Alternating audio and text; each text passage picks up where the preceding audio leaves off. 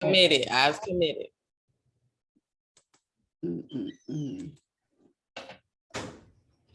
Not gonna do malfunctions like that.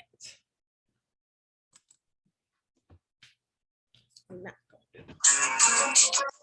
Grand Rising, Elizabeth. Thank you for joining us this morning. At 9 o'clock a.m., we will close our social media and continue on Zoom only. Join us by getting your Zoom link at elizabethvisionaryconference.org. We'll be there until 10 a.m. You can join us now, and we'll see you in Elizabeth's Zoom room. Today, your hosts are at Peace Makita and Danyelle Claxton. Enjoy.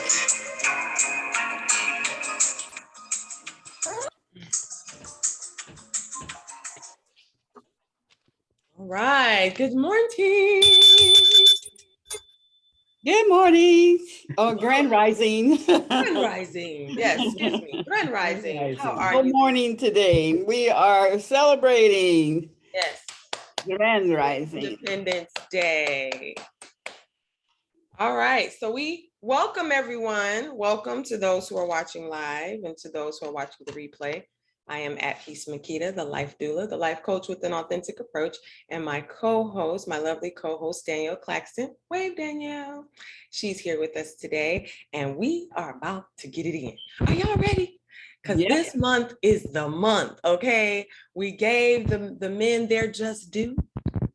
Last month, we talked all about our relationship to men, and so this month, it's all about the ladies. And I figured with everything that was going on right now with Roe v. Wade and, you know, just this whole talk about women and reproductive organs and, you know, all of that, this was a good topic. It actually came to me, this theme for July. And the theme for July is womb trauma. Womb trauma and how to heal it. So we're in the beginning stages of that conversation, and we're going to get into it today. So I hope you guys have your journals, and I hope you have an open mind, an open heart, and an open mouth, because this is an open discussion. I want you guys to like share and talk and be part of the conversation. All right. So if you're new to Mommy Mogul Mindset, welcome. Here we talk all about being a mommy, whatever that is to you. Like, we want to move away from just the traditional idea of mommy, right? We want to move into what a mother, like, as in her essence, she's a nurturer. So if you're nurturing a business, if you're nurturing an idea, whatever it is that you are mommying and you need that extra support and encouragement, then this is where you should be. And if you are a mogul, if you have, you know, these big grand dreams and ideas of being successful in your business, in your family, in whatever ideas that you're creating, this is the place you want to come to get that extra support. Also, because we talk all tech, Danyelle Claxton is wonderful at that. So we talk about tech, we talk about what's happening in the business world, in the finance world. We're going to get more often to that as the show progresses. And then mindset, you know, it would not be, I don't want to say right, but it's only right that we talk about how we think and our mindset, because your mind is what gets you there, along with other components. But if your mind is not in the game, anybody who's an athlete or who trains or who has any sense of success, they'll tell you, oh, it's a mind game. You know, you got your mind has to be in it. And so we want to always address mindset. So we have meditation over here. We have some really, really in-depth conversations. So I want to welcome everyone here, and we're just about to jump on into it and get started. All right. So Danyelle, good morning. What do you have to say to the people before we get started? Not the tech talk, but just a general good morning. Well, general good morning. It's a perfect day to be talking about womb wellness, healing womb trauma. We have Independence Day. We talk about freedom. You know, a lot of women don't know they can have a healthy womb and be free of fibroid free, be cyst free, be period pain free, PMS free. That is a lifestyle that is a possibility, but there are some things you're gonna have to do in order to achieve that. And this is when we are taught. I'm sorry, my phone is texting as I'm speaking. When we, you know, go back to when we first learned about menstruation and what about it means to be a woman. You know, it's exciting because there's a change, but then it's all the burdens that come along with it. You know, the period, the pain, the cramps, the damn pads. I'm just like, it's a happy slash sad slash, it's a weird moment. And I wish, at least for me it was. And it's like, you know, nowadays we have more knowledge. We can make this more of a celebratory type situation as it should be. And I'm just excited to share the knowledge that I have being a womb wellness practitioner, being a sacred woman, and being in the field of helping women, you know, heal their womb centers, period, you know. And starting this off on this day is perfect, you know, because, you know, we weren't free in 1776. So I'm going to take this in a different connotation of what it means to have freedom, you know, what it feels like to be fibroid free, what it feels to be cramp free, period free, you know. These are options that we can have. So yeah, I'm excited because this is my baby right here. This is my passion. This is right up my alley. Yes, yes. Thank you so much. So that we're gonna talk about all of that and then some. Okay, we're about to get into it, and I have to give a shout out to my grandbaby today. Yeah. It would not be, I would be remiss if I did not let it be known that I am celebrating my granddaughter's birthday today. She is the beautiful 3. Number 3 is in the building. I'm super, super happy and grateful that she made it this far, that she's here on the planet, and that she has truly changed my life. So happy birthday, Kamiley. I can't wait to party with you later today. That's gonna be lit, lit, lit, lit. All right, so let's see what we got. Mama Evelyn, girl, you're looking fanglorious this morning. Thank you. Thank Got you. the earrings in, the hair swooped up. You got the red on. We must have been thinking alike. How you feeling this morning? I feel good this morning. Very good. I had a good night's sleep and yeah. You here for it? Okay. I'm here for it. Yeah. I love it. And we have Star in the building, and Nyasia is here too. So Star, what's up this morning? How you feeling? I'm feeling wonderful. That's your word for today. Wonderful. Yes, it is. All right, we'll receive it. We receive it. And Nyasia is here. What a treat, man. She's really, I'm not trying to put you on the spot, Nyasia, but I don't even know if you're at the camera. If you're at the camera, please turn on so we can see your beautiful face. But she has wonderful wisdom to give on this topic. So I'm glad that she's here. Nyasia, are you here? There she is. Hey, girl, hey. I'm so grateful to be with you all this morning. Oh, wait, take the bonnet off. Girl, I'm you so look grateful pretty. to be with you Bonnet guys. or not. You're looking good, girl. You're looking good. Thank you so much. I'm just grateful to be with you all. Yay. That's what's up. Well, you already know we about to get it in, okay? And we cannot ever, and we say the best for last. Queen Aduni, how are you this morning? You know what? I am wonderful. I was thinking about when Danyelle was talking about all the different issues of our body as women. Mm-hmm. And when she mentioned, you know, being on our period, I was just thinking, I was like, it's so inconvenient, yet we look for it every month. Baby, listen. Listen, okay? She better show up. She better show up. You better show up. That is so true. So true. So happy Freedom Day. I pray that all of us, everyone finds freedom where bondage appears in their lives. Yes. And there's a lot of talk out here in society about the energy of this day and the energy of this time right now in the universe. There's so much going on in the cosmos. In case of those who don't know, I am an astrologer. I do astrology work. It is so much going on right now, right? And so the more you can just kind of fall back and just, like I tell my children and my clients, observe, but do not engage. Mhm. Okay, because there is enough going on, honey, to keep you real busy, honey, and to keep you wrapped up in that bondage, right? And so, yes, today is a day of freedom. Today is a day of liberation. Today is a day to let go and let God. That's what it's all about, right?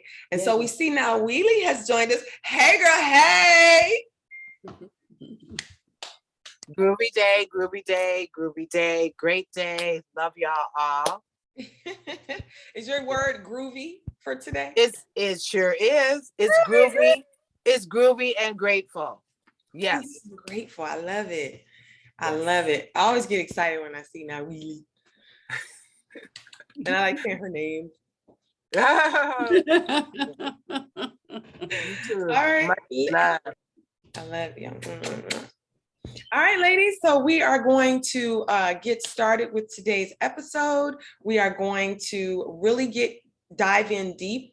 Today, we're just going to really clarify what is a wound, what is trauma, and how do they go together, right? This is a series that we're going to do for the entire month. So, I'm sure we can talk about it for more than a month. We can talk about it for more than 4 Mondays if we really wanted to. We have a whole show about it, but we are going to dedicate July to this topic. So there's much to be discussed and we're going to get into it. Make sure you have something to write with because, we want to take notes. We want to make sure we remember some things. The professor in me, the teacher in me shows up every now and again. Okay. Ooh, look at you, fancy schmancy with your Elizabeth journal. I love it. I love it. That's what's up.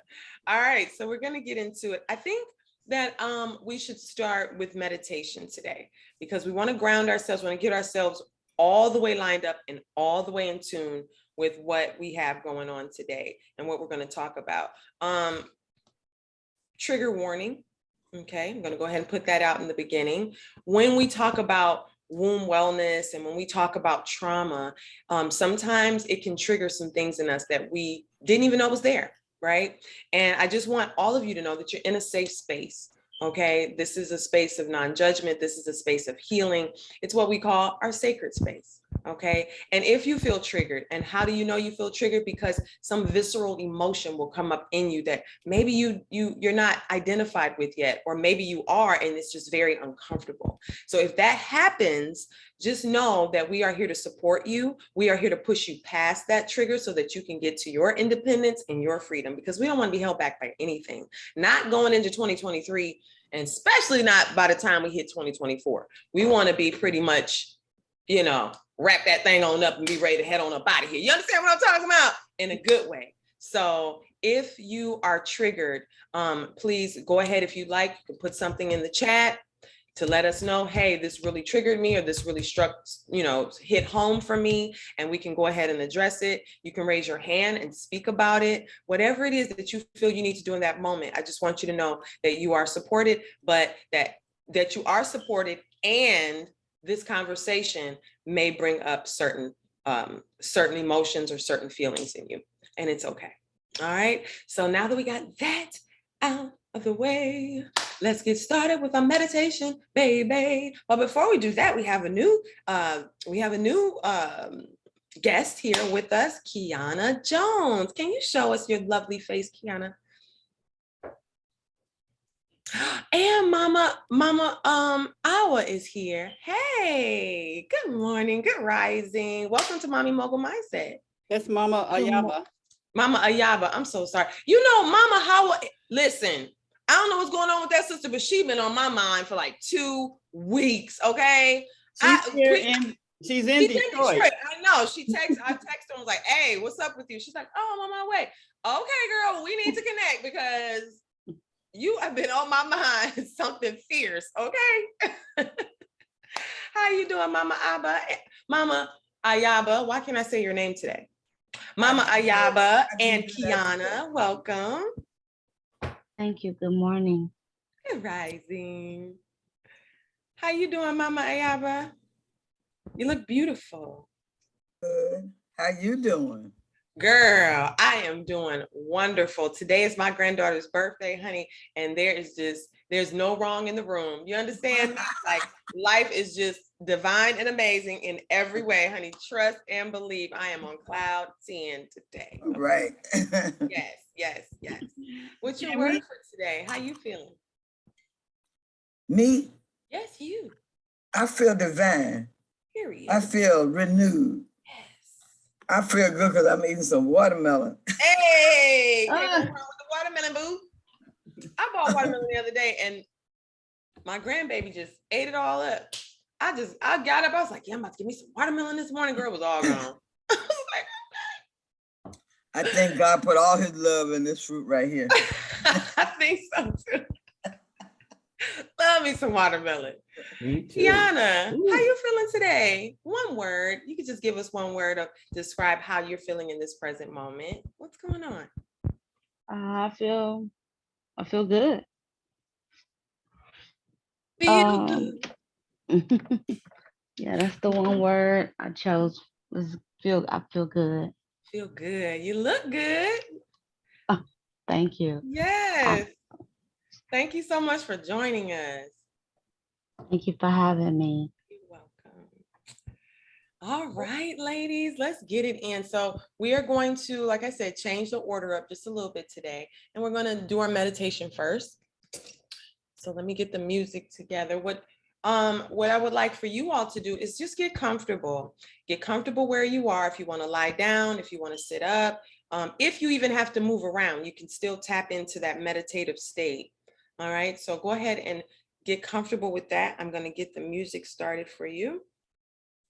And today, of course, we're talking about womb trauma and how to heal it. So guess what our meditations are going to be about today? You guessed it. Tapping into that womb, getting a little clearer, a little closer to that womb. Okay. So that's what we're going to focus on today. And the one thought that I will put out there for you to work with in your meditation today is, what is a womb to you? When you hear the word womb, I want you to meditate on that. When you hear the word womb, what comes to mind? And then as you're going through your meditation, I want you to explore that, explore why you feel that way, where it came from, any emotions that may come up for you. So we're just going to take a little ride today. I'm not going to do as much guidance as I normally would because I want you to really listen to your womb. Okay. And I want you to hear what she has to say. All right. So go ahead and get comfortable. If there's any tension you're feeling in your body, I want you to inhale and exhale and release it with your exhale. And just allow yourself, just allow yourself to come into a more sacred space. What song are we going to listen to today? And you can even rub your hands together like this. I'm at your heart center. Charge that heart chakra up, honey. Because believe it or not, your womb and your heart are connected. Okay. So we're going to charge it up a little bit. And when you feel ready, you're going to take your hands in a triangular position. And you're going to place them gently at your womb center. You're just going to breathe there, inhaling and exhaling.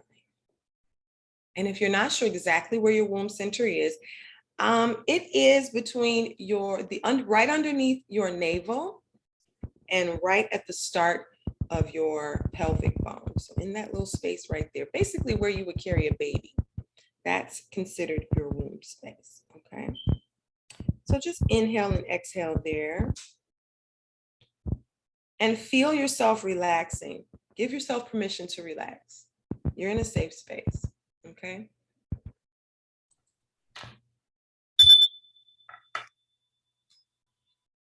So you're gonna gently close your eyes. Or if you prefer, you can keep your eyes open, but you wanna bring your eyesight, find a focal point in front of you, an inanimate object in front of you at eye level. And that will be your focal point during the meditation. It will help to incite in you relaxed concentration. So we just want to rest here for a moment. Inhaling through the nose and gently exhaling out the mouth. We're just going to take a moment with ourselves. Out of 24 hours in a day, you deserve 5 minutes, 10 minutes of your undivided attention. The world will tell you that you don't, but you do. So inhaling through the nose, gently exhaling out the mouth.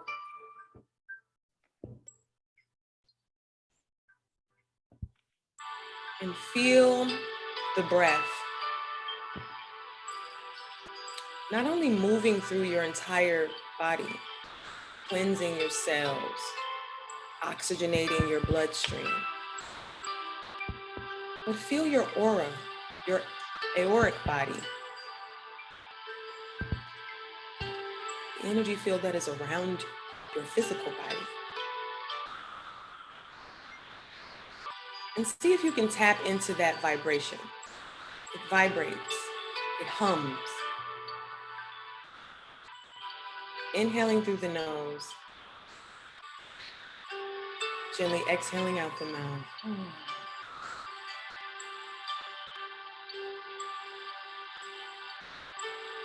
Inhaling and exhaling. And using your breath as a guide, find your own rhythm. Using your breath as your guide. What I like to call your umbilical cord, the guide. Inhaling through the nose, gently exhaling from the mouth. Feel what it feels like to be you. The real you, the true you, the soul of you.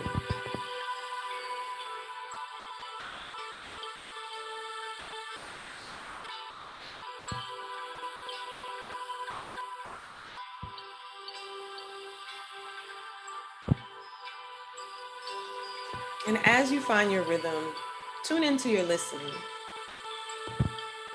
Engage all of your senses. What do you hear beyond the sound of my voice?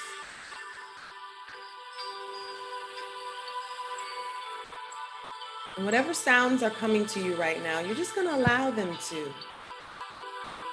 Resisting nothing, allowing everything. Inhaling and exhaling.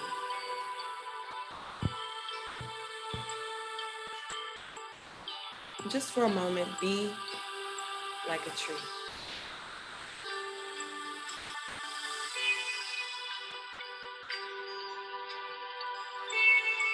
Sounds come to you, allow them to come to you, and simply pass through you.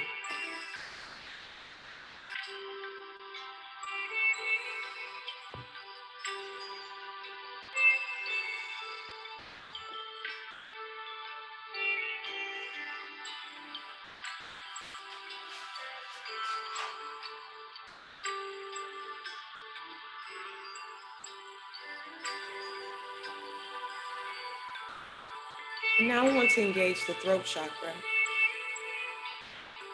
So you can do a gentle hum.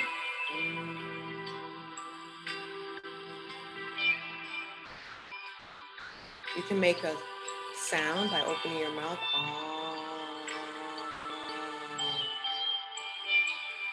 And feel the vibration of your throat chakra. Inhaling and exhaling.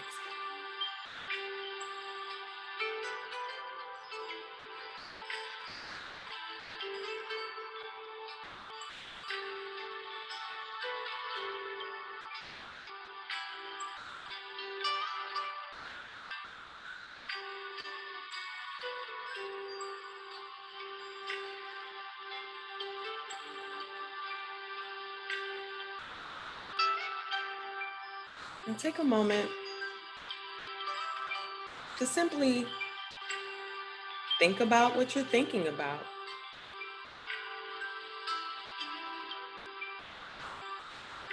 As your thoughts pass by, simply allow them to pass, as if clouds were passing in the sky.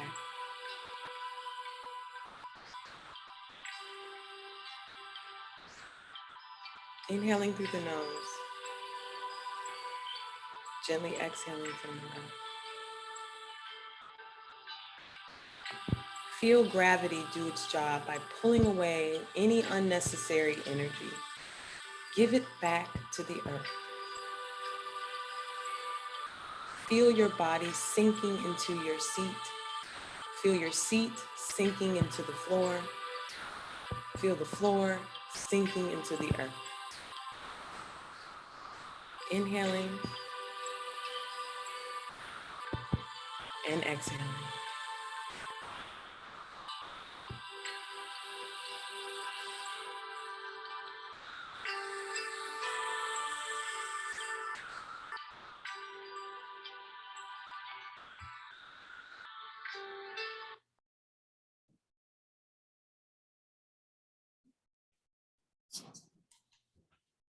And just listen for a moment.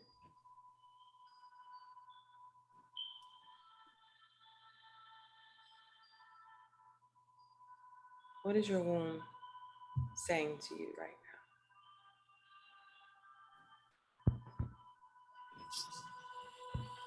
And you know it's your womb because it gently kind of bubbles up from your womb space.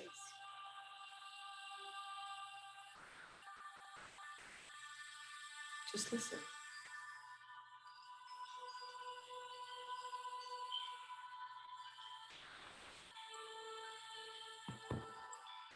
Just observe.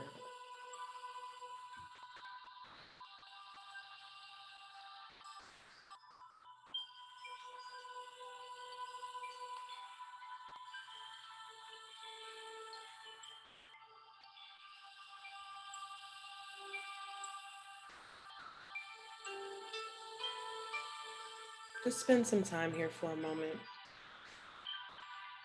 There's no rush. Feel what it feels like to take your time.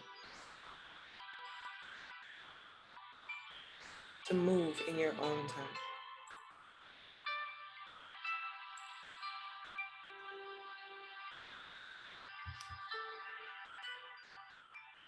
I'll give you a few moments here. I'll mind the time. Enjoy.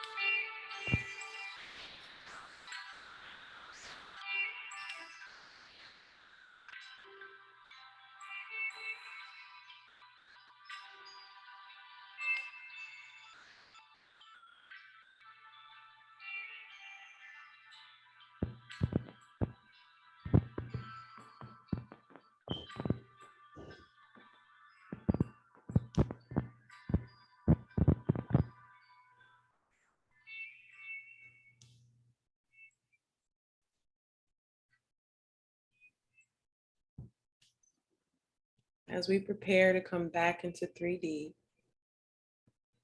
be gentle. Take your time. And when you feel ready, slowly and gently descend back into your body. Inhaling through your nose, exhaling from your mouth.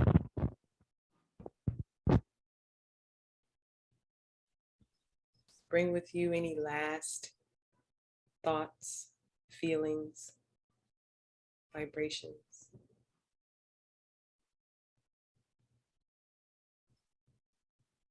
Messages from the universe.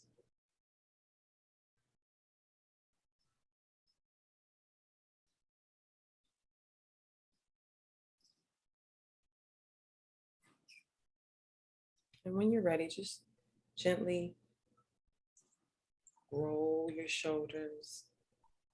When you are ready, gently wiggle your fingers and toes, slowly and gently. Coming back into this space, back to 3D.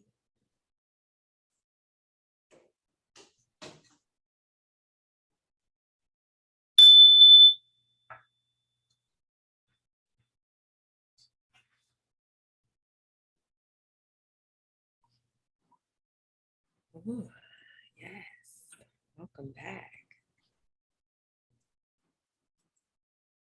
Before we begin, before we engage, go ahead and write down any messages that may have come to you. Write down, absorb, hold on to any messages, colors, feelings, sensations, numbers, anything that you may have brought back with you from the other side.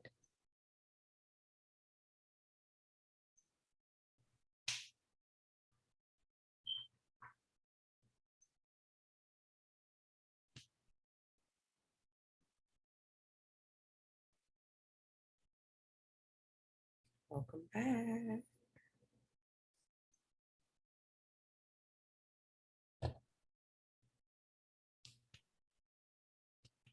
I'll give you a few moments to process your journey.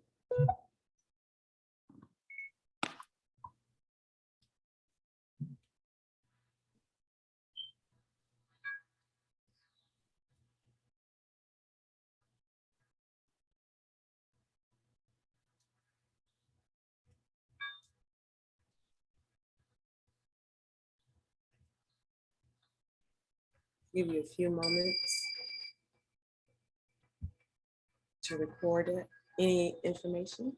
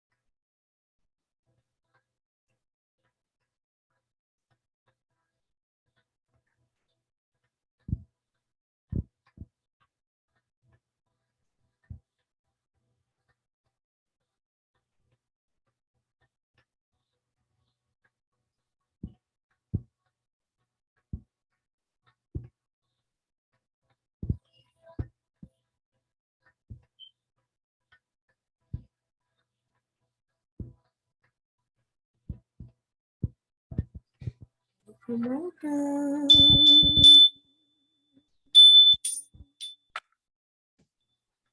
Right. Ooh, some people looking renewed already, looking rebirthed and everything. Okay. All right. Welcome back to 3D.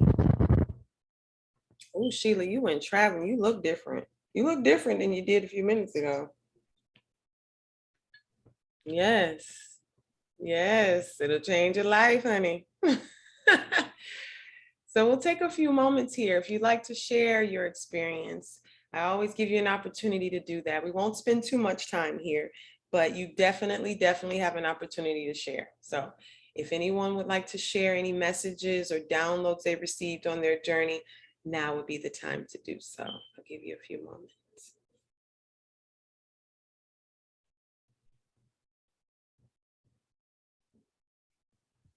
I see Omani has joined the group. Welcome, Omani. Am I saying her name right?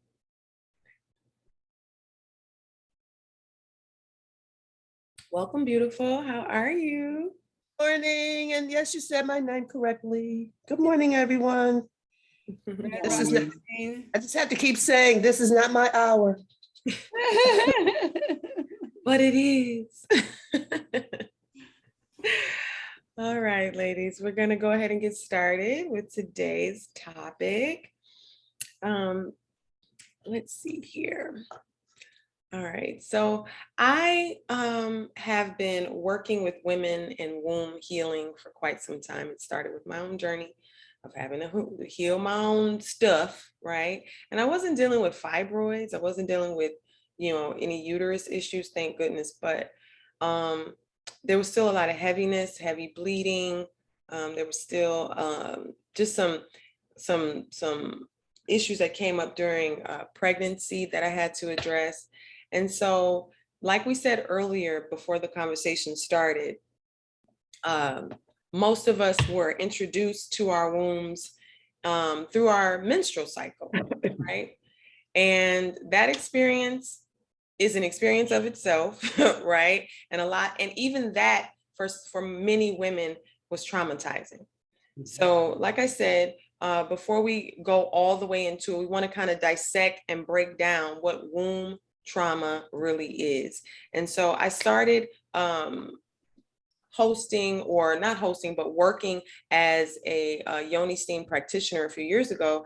And I started my own business called Healing Womb Works Detroit. And I learned so much about the womb itself and what it is and what it isn't. And Danyelle also has been working for quite some time as a yoni steam practitioner. I told y'all, I went to bed at like 3:30, 4 o'clock this morning. Don't judge me. Okay. Danyelle, she also has been doing a lot of intense work around womb wellness and womb healing through her business, Blooming Lotus. Did I say that right?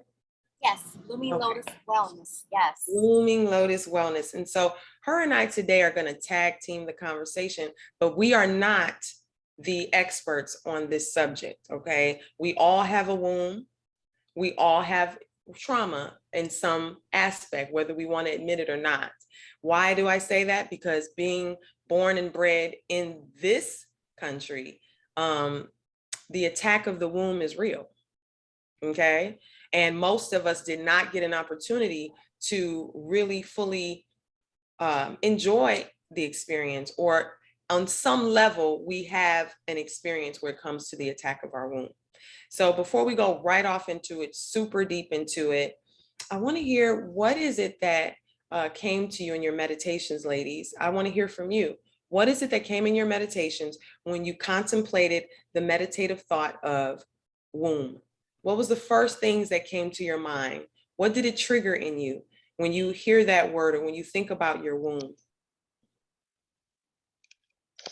Don't make me go into teacher mode and start calling you out, because I know y'all all got something to say. So let's get it. What does womb mean to you? Evelyn, are you sharing with us? I can't hear you. Unmute Sorry. you. There you I go. saw an orange, a thick orange line.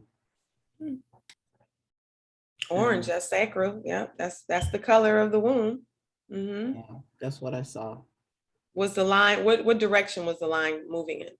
It was going up. Nice. Like, up. Yeah. All right, thank you. Anyone else? Oh, okay, I see the hands up. Mama Ayaba. Well, it's something I've been thinking about for many years. And I think that was one of my first presentations. I called it the cauldron. That's For a me, great the word. womb has Om right at the heart and the center of it. And for me, for my person, it's the dwelling place of the spirit of the Most High, of God or the Creator. And that makes it a royal place for my person, and the energy that comes in it is a blessed energy and it's sacred. For me, it's the conduit, the way God comes onto the planet. I know many people think of themselves as a baby and then a girl or a boy, but those words don't even begin to describe what the womb manifests once the seed of life has been planted in it. I was one of those people that had excruciating pains when I had my period. I wasn't a heavy bleeder, but Lord knows the pain was absolutely unbearable. I guess it was bearable. I'm here.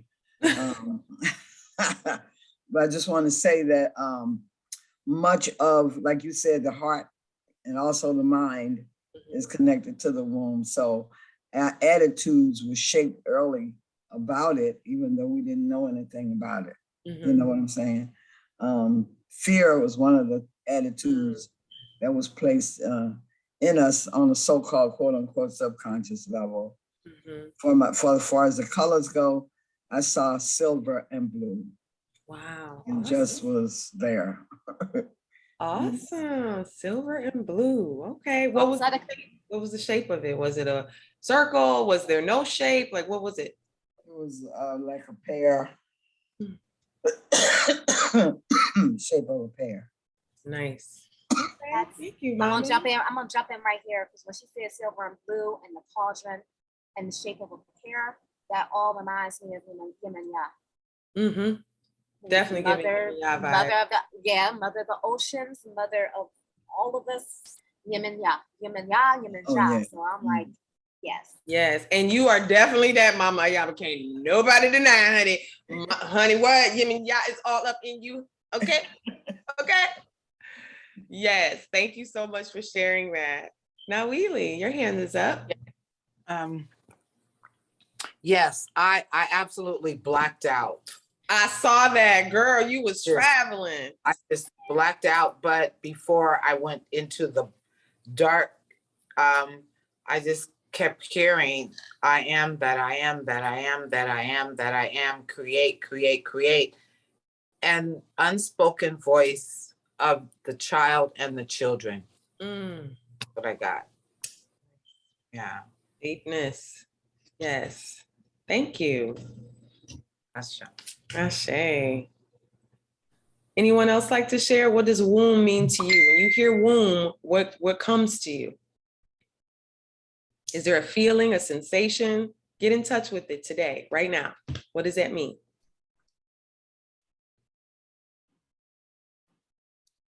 All knowing. All knowing. That's a good one. Kiana, what womb mean to you, babe? It's interesting that you asked me that. I'm sorry, it's a train passing. It's okay. But I recently have been getting connected to what a womb means, and my understanding just recently is that it's the woman like connecting her to her soul. I guess we could say it's the essence of who we are. Kind of how I see it. And in my meditation, I kept seeing, when I was trying to connect to my aura, I kept seeing purple. Nice. Royalty. Royalty and crown chakra. Beautiful. So I feel like this wasn't an accident, me getting this Zoom this morning. But thank you for inviting me, Danyelle. And so I was trying to also connect, I'm sorry, y'all, trying to connect with my womb, but The only thing I kept getting was an experience I just recently had with my husband where it was letting me know, it felt care. That's all I got to say. It felt what, honey? Hold on.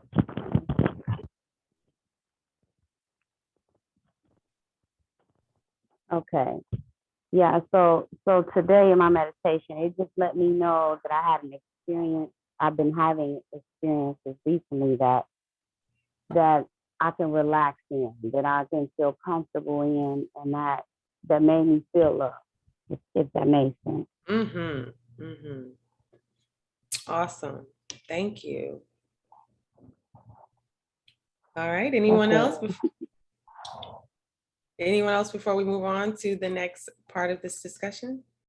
Womb, what does it mean to you? Danyelle, what does womb mean to you? When you hear womb, what do you think? When I hear womb, I think creation. I put it like this. My definition of womb now is totally different than what it was 10, 15 years ago. It's life, it's creation. It's creation on the spiritual level that manifests in the physical, be it that within a child, that within an idea, art, play, it's creation. It's overall just creation.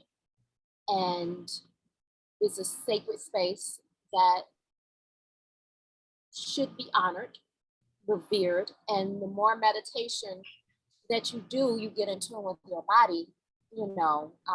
Being a trained sacred woman from Queen of Four and a womb wellness practitioner, and one of her books, Sacred Woman, she asks you if your womb could speak, what would she say? That's a specific meditation right there.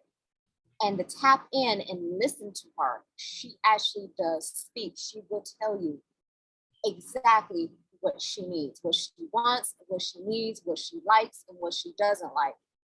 And that the healing begins right there, just sitting there and listening to what she needs. Because we don't sit down and listen to our bodies and be like, your body is screaming, I need this. And you just, okay, the communication isn't there. Mm-hmm. So I hear womb, I hear creation, and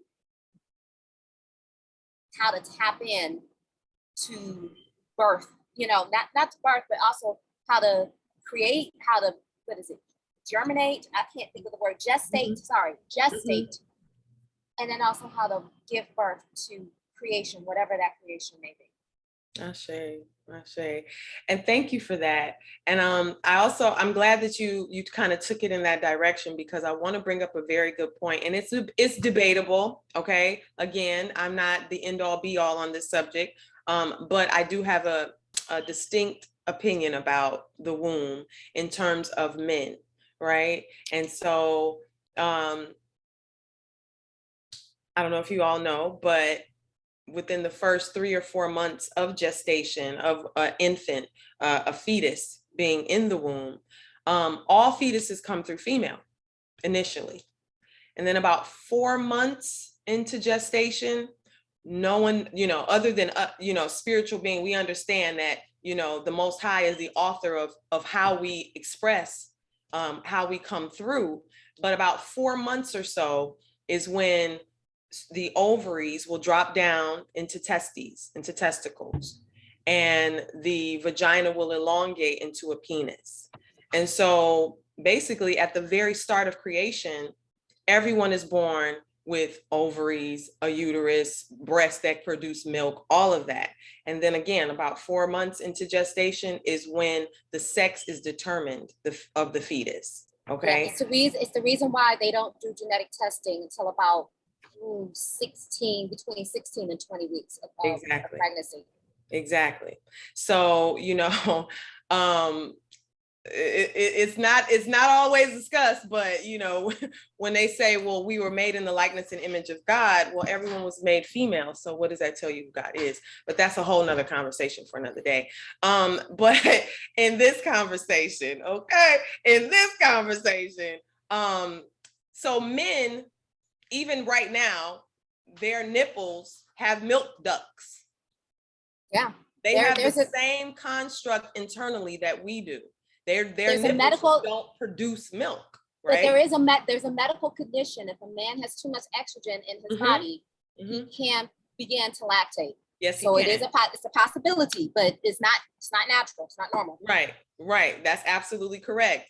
And so it gets you to thinking, okay, well, if they have milk ducts, what else do they have that, and so that is kind of where the direction for my thinking goes in terms of men have a womb also. Now, just They do. because we live in a society that doesn't honor that doesn't make it not so. Okay. So, and when men actually tap into their feminine qualities and their feminine energy, that sacred space begins to awaken in them. It begins to come alive in them, right? Now, how it expresses, how it shows up in the world is going to be different than an actual female, right? Because we actually have all the components necessary to give birth, to hold a baby, right?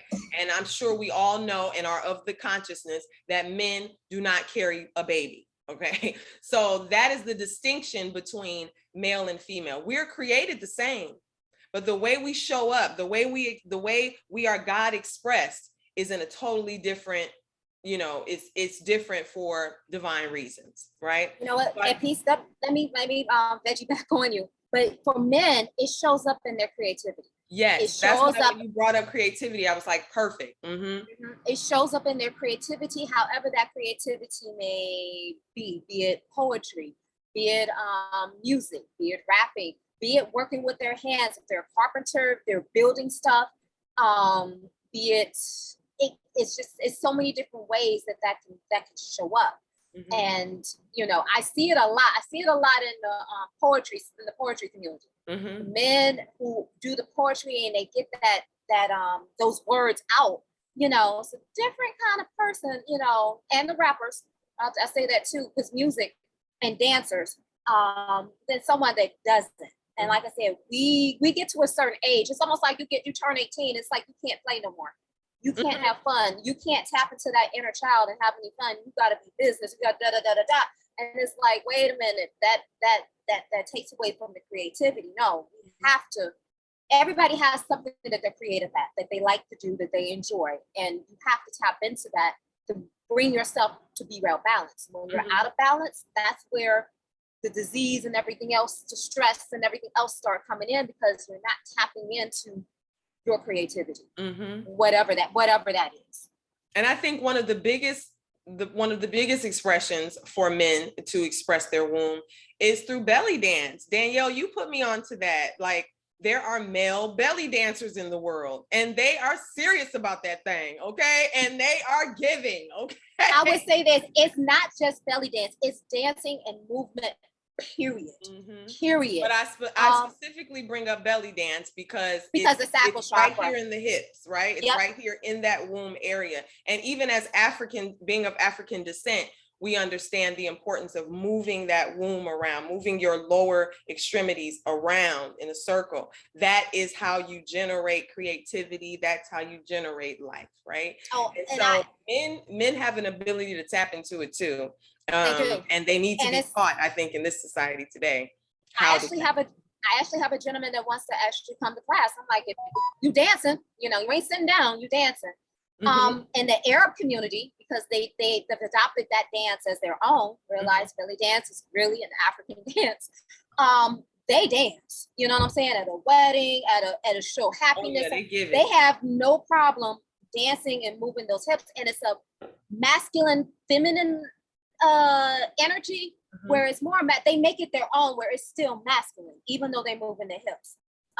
Which I love. And when I talk to men, it's like, it's okay, you can move, you can shake, you can shimmy, and it helps release all that stagnant energy. That just gets there. Men think that the only way they can move them hips is if they're thrusting, inside of us. And it's like, no, you can dance, you can stretch those hips, we also have womb yoga too.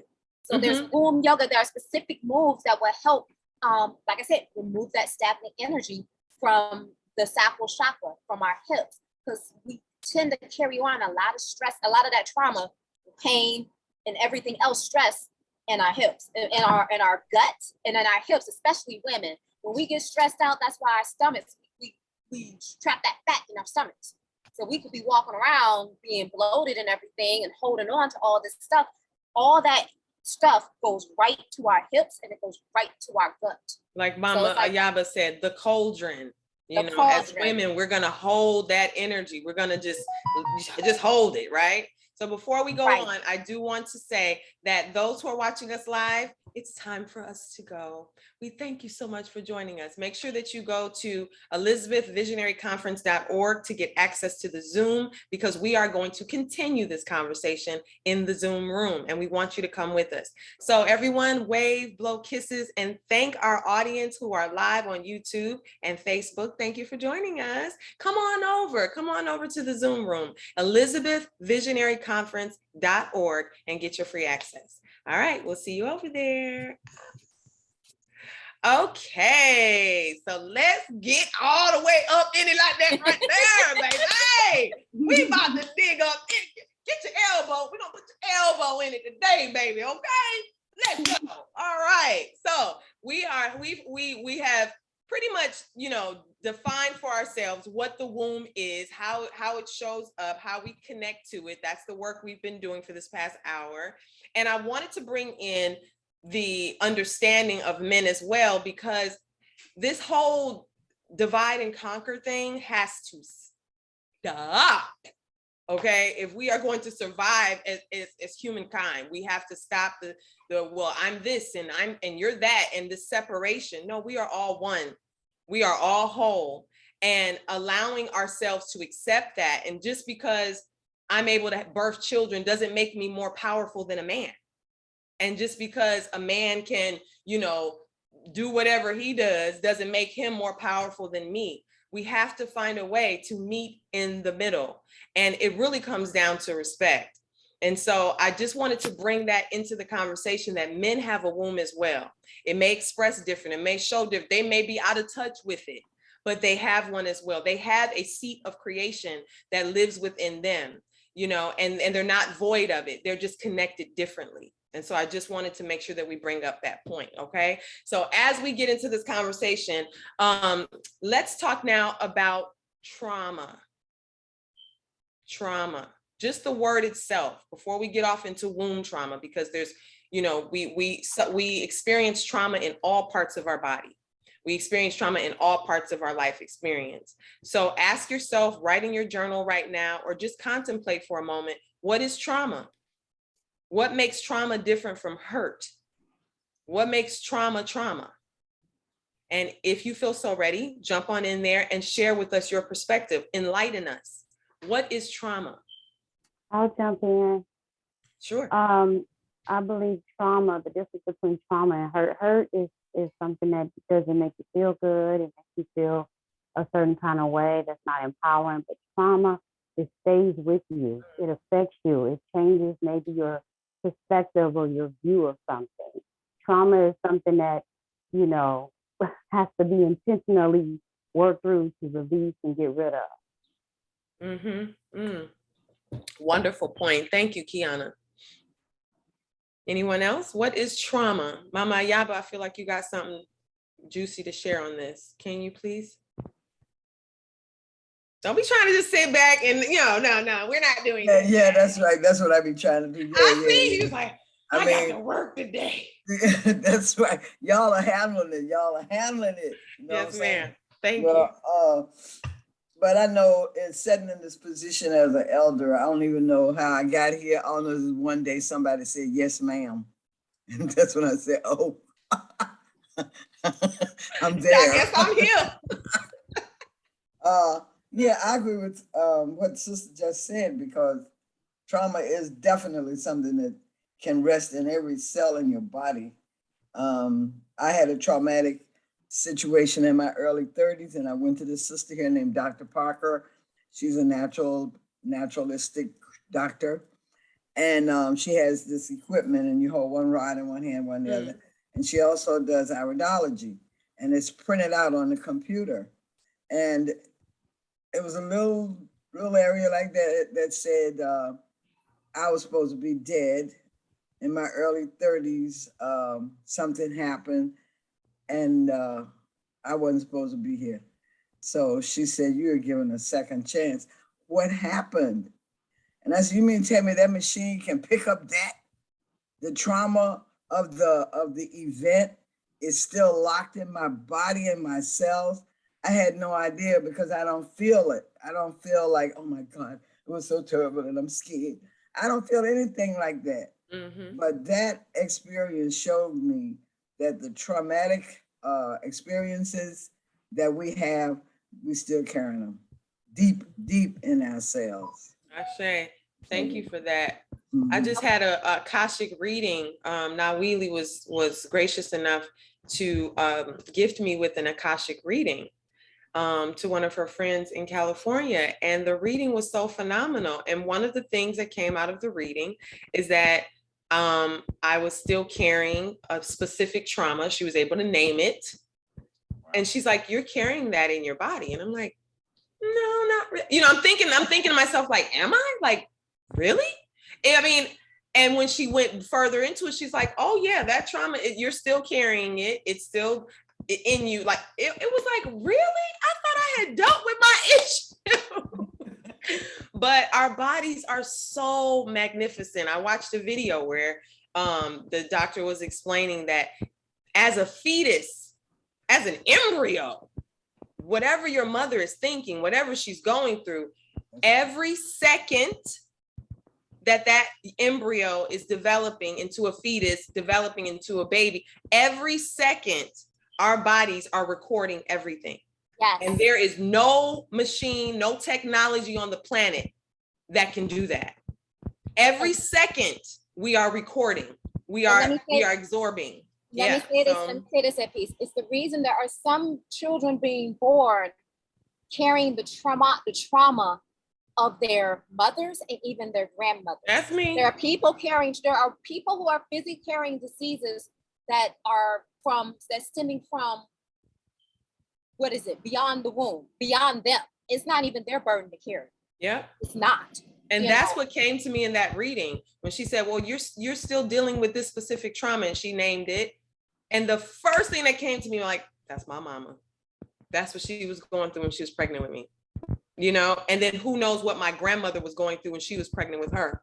And it just continues to carry on. Our cells in our body are so magnificent, and they remember. They remember. We are carrying, as women, we are carrying 2 generations. At minimum. At minimum. So that's something deep to think about, period. And, you know, when you talk about trauma to me is an unexpected negative event that causes spiritual, physical, and emotional pain onto the body. It's just sudden and it's traumatic. And, you know, for me, it was last year, it was not only having a miscarriage last year. Yes, let's go here. Come on. This is what we're here for. But it was also having to go through that by myself because of COVID. Yeah. And for me, it wasn't losing the fetus. It was the painful, traumatic of expelling the placenta that I didn't particularly, that was not an enjoyable one. The whole thing, of course, wasn't enjoyable, but that right there, the fact that I had to do that by myself, I didn't particularly, it didn't sit well with me whatsoever. And I'm like, you know, it's been a year because that happened in April. And as you see, it's not the miscarriage that happened, it's the delivering of the placenta, because they almost was talking about surgery and all this other stuff, blah, blah, blah. I didn't have a doula with me.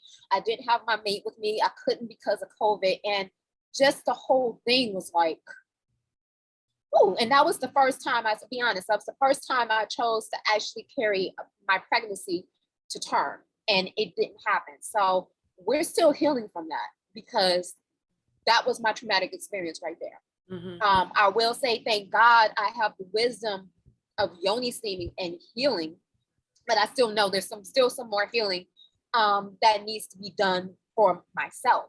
But that right there, you know, that was traumatic because that was painful. That was Like I said, and plus I was by myself. That was the part that I was all by myself. May I jump in here? Thank you for sharing that. Yeah. Yeah, I want to jump in here because this area that you all are speaking of is something I've been meditating on for many years. It started back in the 60s when this little Jewish boy came up to my table at the New York University. He wanted to put some flyers on there about abortions. Some half of y'all in the room probably wasn't even born. And I told him he couldn't put it on my table. And he said, why, you don't think that women should have the right of their own bodies? I said, they got the right of their own bodies.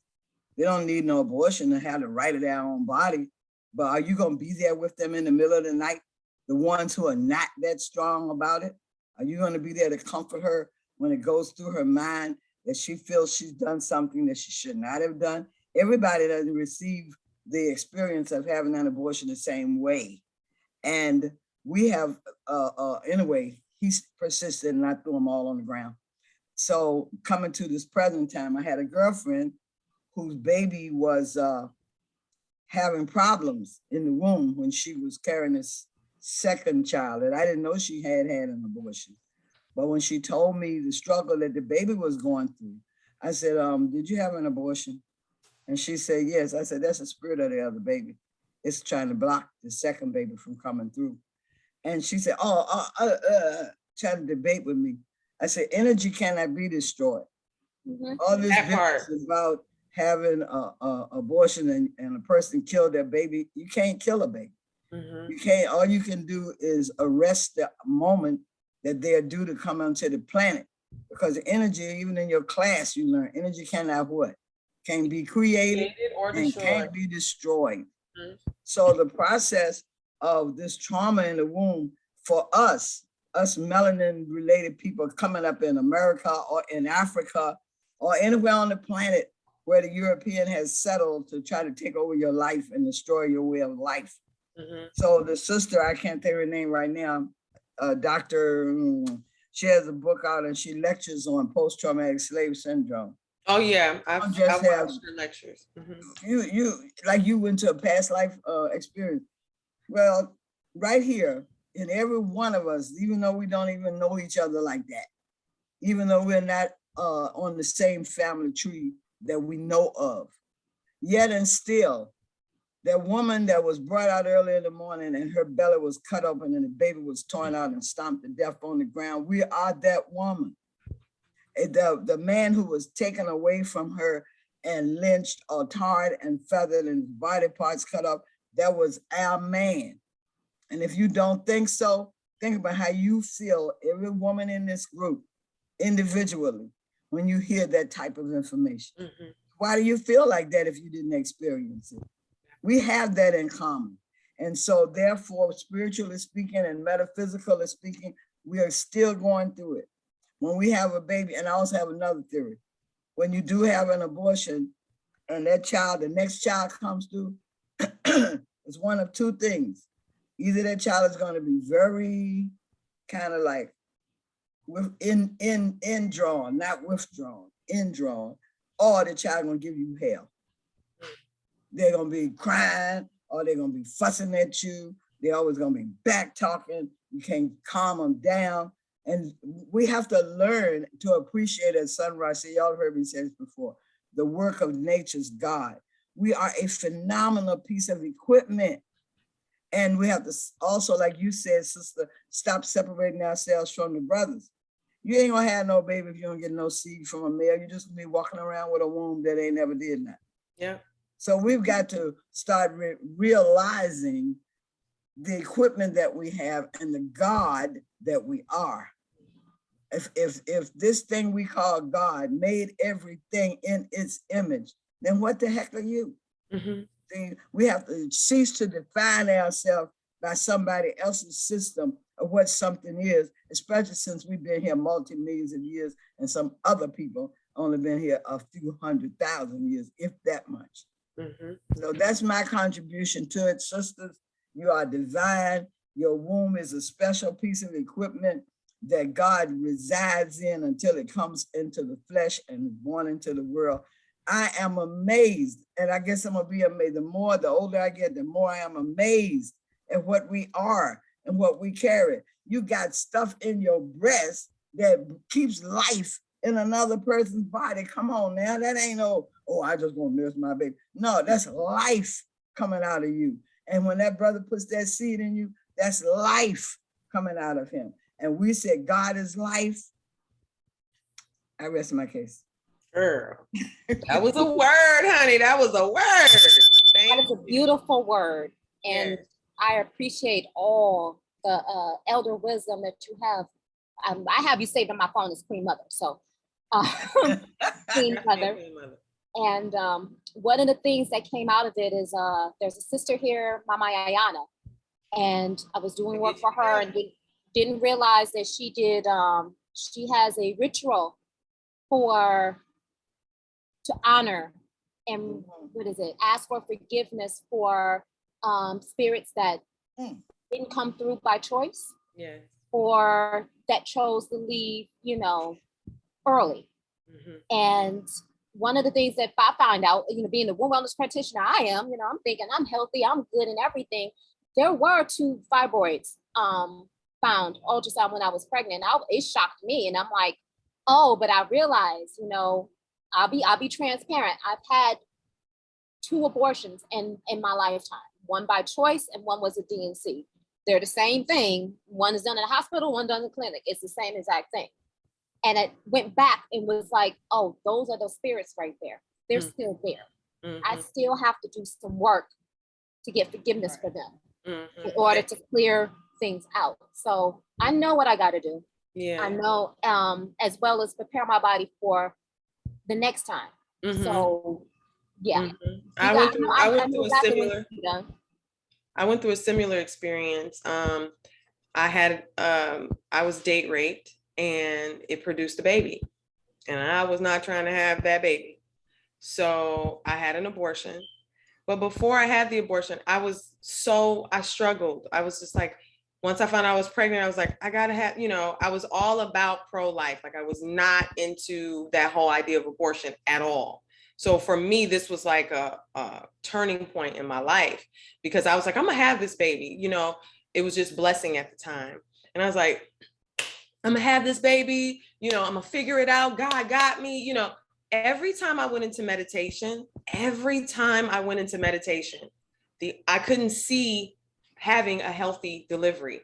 I only saw the baby coming out stillborn. I only saw the baby coming out deformed. It was so crazy. And I'm like, no, I gotta have this baby. No, this, I can't get an abortion. That is horrible. I'll never be forgiven. Like, it was a mess. I was a complete wreck about it, because it's like, no, I didn't ask for this. Yes, it came through a traumatic experience, but I gotta have this baby. I gotta have this baby. And I went to visit a friend of mine. I was living in New England. I went to Ohio to visit her for a show, and she saw my distress and she worked with me, and she was just like, her and her boyfriend at the time. And they were explaining to me about soul energy and how souls come through. And it really helped me to understand some things on a different level. And once I connected my womb and my heart, well, what's in your heart? What is in your heart? We understand what you're feeling and thinking, but what's in your heart? And once I did a heart meditation, I realized that this soul was not trying to come through. It was not. And I had to accept that. I had to accept that some souls choose to be aborted. Some souls choose not to come. Some souls choose to say, you know what? I'm only here for this. I'm not here for everything else, And that once I made a decision to honor my heart, to really be true to the motherboard, because your heart is the motherboard. Okay. Once I decided to really get true to that night, I went to sleep, or before I went to sleep, I put my hands on my womb, I breathed, and I listened to the baby. And we had a whole conversation. And I explained to, listen, it's not you, it's me. And we had this whole conversation, the baby and I, and got some peace and some clarity. I went back home 2 weeks later, I had the procedure done. And right after the procedure was done, I felt lighter, I felt freer. That burden of, but what do I do, was gone. And I was able to move forward. That happened a year, almost to the day, A year almost to the day. Because here was the other thing. Not only did I have to acknowledge that I wasn't ready, that the baby wasn't ready, that this wasn't our time, I also had to then follow that up with what do you want? What is your heart saying is best? And so I want to be in love when I bring forth a new baby. I want us to be together. I want him to want it as much as me. Like this whole other creation of vision came about. And I went home, I had the procedure done. You know, I felt lighter, I felt more focused, like, okay, I know what I got to do. A year almost to the day, I found out that I was pregnant with Iman, my son. A year later, almost to the day. And at that time, I was in love with his dad. We were living together. We were happy, you know, the whole night. And I was just like, I was so grateful for that experience. Now my son is 19, you know, he's living his best life. And it taught me that it's okay to honor your heart. It's okay that your heart and your womb are connected. And when we make that connection, we can make clearer choices for ourselves, you know. And the trauma of the abortion, I still had to deal with, because I got counseling and I was told, oh, when you have this abortion, you're gonna miss it. You're gonna feel certain ways. I didn't have to really like deal with the trauma of it until probably like 9 years later is when it came to me, like, oh, wow, I'm still holding on to some stuff and I had to work it through. But it's real important that we understand that our womb and our heart are connected, and we can heal our trauma. We can heal it, but we got to get clear first. We got to move out society's idea of what we should and should not be, what we should and should not do. And we got to get clear about what's your soul story, because your soul is telling a story through the way you live your life, right? And that story is not going to look like anybody else's. It's just not, right? And so as we move on, now that we have been clear about what womb is and what trauma is, yes, mama. Yes, queen. Okay, my question is about the cells remembering. Yes. So when we leave Earth, the cells are not, or is it the cells are gone because the body is gone? When we talk about the cells, are we talking about the cells of the body? Mm-hmm. Right? And so if I mean, you know, I know that they talk about generational things that happen. My forefathers, they used to do that. And then so I'm still, you know, experiencing the good, the bad, the ugly, the wonderful of that.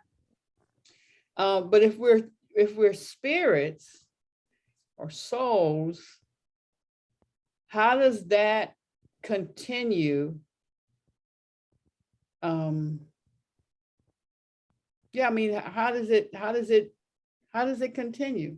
The first thought I come to is energy. Like we were just saying, energy cannot be created or destroyed. It just continues on. It's infinite. It continues on. So even when we feel like it's apart from us or separate from us, it can't be. It's not. Everything that happened on this planet in some form is still here. You know what I mean? Mm-hmm. Why God made it that way, I don't know. Maybe one of you all do, but I don't know why God made it that way. But that's my thought. But I want you all to share. What do you guys think? Well, you know, quantum physics started dealing with that quite a few decades ago, quantum physics people, and they came up with something called a string theory. There's certain energy flows that you need special cameras to capture, like the man who did the water experiment, and he make a sound and the water takes certain forms and things and all. Well, the same thing happens. Water is a physical element, and the same thing happens with the physical element of water that resides inside of each and every last one of us, 90-some% water. And when the water evaporates, you cannot see it. When it comes back down as rain, you presume that that's the water that evaporated. And therefore, it doesn't change its chemical construct. It's still water. So when we leave, when your flesh lays itself down and the energy leaves it, it's a form of evaporation because it's water. It's the water that's coming forward from your being. And we cannot determine, we don't know really where it goes, how it leaves, how long it takes, and those types of things. But we know that it regenerates itself, because you'll see people coming back in your family and you say, if you're old enough, you say, oh my God, that's Big Mama come back. Lord, if you ain't just like Big Mama, blah, blah, blah. How you know? Well, she know that because she did it before when she was Big Mama. You know, stuff like that. So in the Europe, we have a culture that we have been forced from practicing. I got to be selective when I say what I'm going to say. And even though we've been forced from practicing it, we still do it unconsciously. Like, remember what you said, you talk to your heart. Okay. All right. The average person out there in the street ain't talking about talking to their heart. All right. So in many cultures, indigenous cultures, they divine that. They either have coins or they look at the footprint tracks of foxes, or they throw bones. And I wrote a piece in my poetry book called Bones, The Bones Do Speak. And I'll digress a second. I was walking down the street and my bones started hurting. I mean, every bone, literally every joint in my body. I said, what in the world is going on? And I got almost to the corner and I said, I'm going back home. As soon as I turn around and go back home, gunshots in the next block. Oh, I got chills. So can I tell you how that happened? I can't tell you how that happened. All I can say is that we have the experience. We can throw pennies on the floor and ask, well, God, do you think I should take this, go on this trip today? And you throw the pennies on the floor and a certain pattern comes up and it'll say no, or it'll say yes, or it'll say yeah, but you got to check your tires. You know what I mean? Something to that effect. We are never in the dark.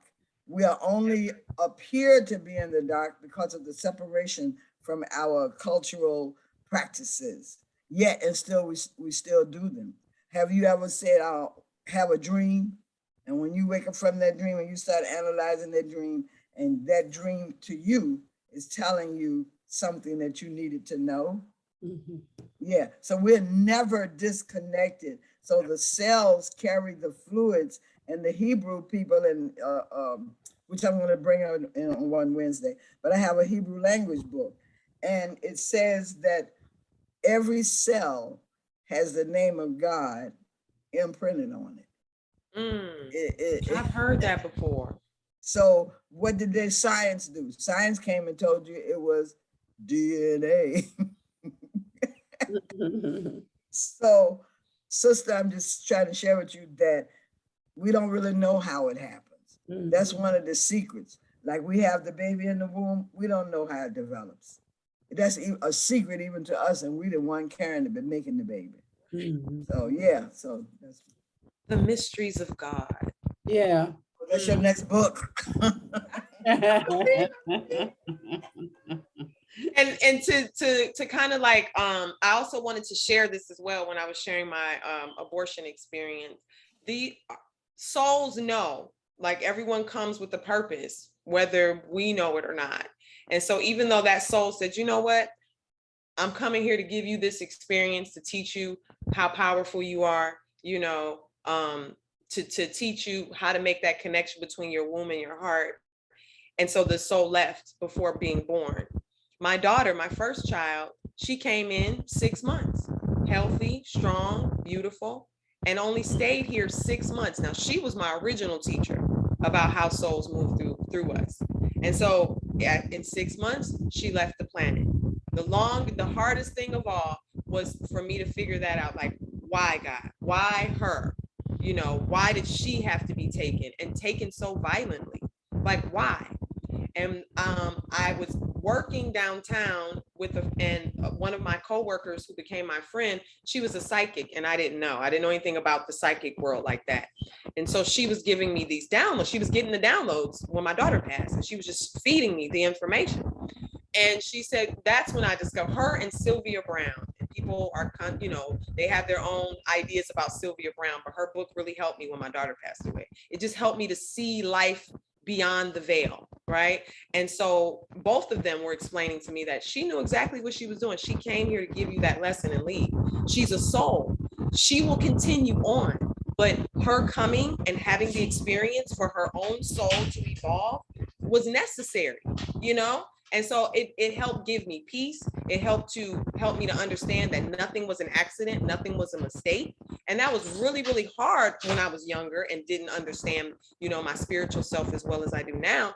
But it was the grounding that I needed. It was the foundation that I needed. She came here to give me that experience and to leave so that her soul could then continue on. Now, being part of EFI community, and now learning about, spirituality, African cosmology, all the truth of who we are, her and I have a beautiful relationship in spirit.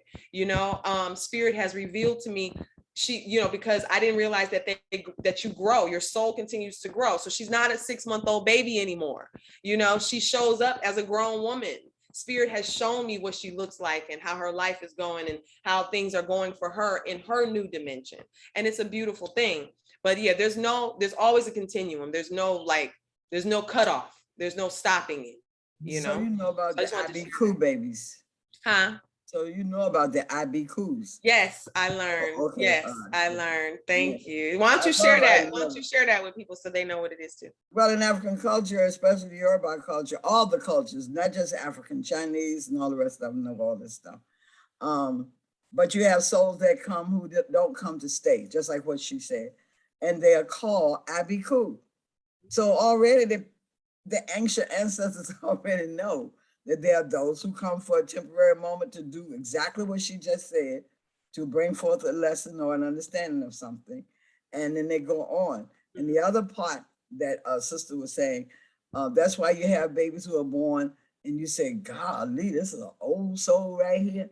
Because they over there on the other side, dealing and getting what they need to get. So when they come back here, they're coming with a presence and they're coming with knowledge. So when you're saying these things, those of us in this organization right here, from this day forward, know, don't be guessing, know that we know. Yes. We say things, I said the other day that we know. We'll say things like, yeah, well, that's cool, man. We have phrases and stuff that we use that we make up. We think we making them up. And they're coming in from the spiritual side. And we're never alone. We're always getting answers, but we take it for granted because we got it so well and it comes so slick and so easy. And I want to say this too. We all, like Mama said, the answer is always here. However, the universe listens, or the universe language is questions. You have to ask in order for the answer to come. It's not going to come just because you're like, well, the answer's going to come. Yeah, the answer's going to come. It's going to come tomorrow. No. You have to ask. If you want anything answered, if you want anything from the universe, you have to position it as a question. You just ask. Go ahead, Danyelle. Unmute yourself. Asking it shall be given. Asking it shall be given. It has to be a question. Go ahead, Danyelle. Unmute yourself, sweetie. Now, I just want to say, when I ask the universe my questions do get answered. They get answered a lot of times real quickly. And I want to say that I appreciate the time that I got pregnant last year, because I'm a totally different woman now than I was 15 years ago. Yeah. And, my intuition was on point. I knew that soul was a boy before the genetic testing came. Mm-hmm. The signs were there. Everything just showed up that it was a boy. We even came up with a name. And then when, having the knowledge that I have now, we did honor that soul. We did our own ceremony. Say goodbye. There's lessons, I know that my child is with the ancestors. I know we've had several ancestors pass within the last 1.5 years, 2 years. I know exactly he's with my mother. I know he's with my his grandmother, his ancestor spirit. He's an ancestor, period. And he gets honored and revealed. He's on my ancestor altar.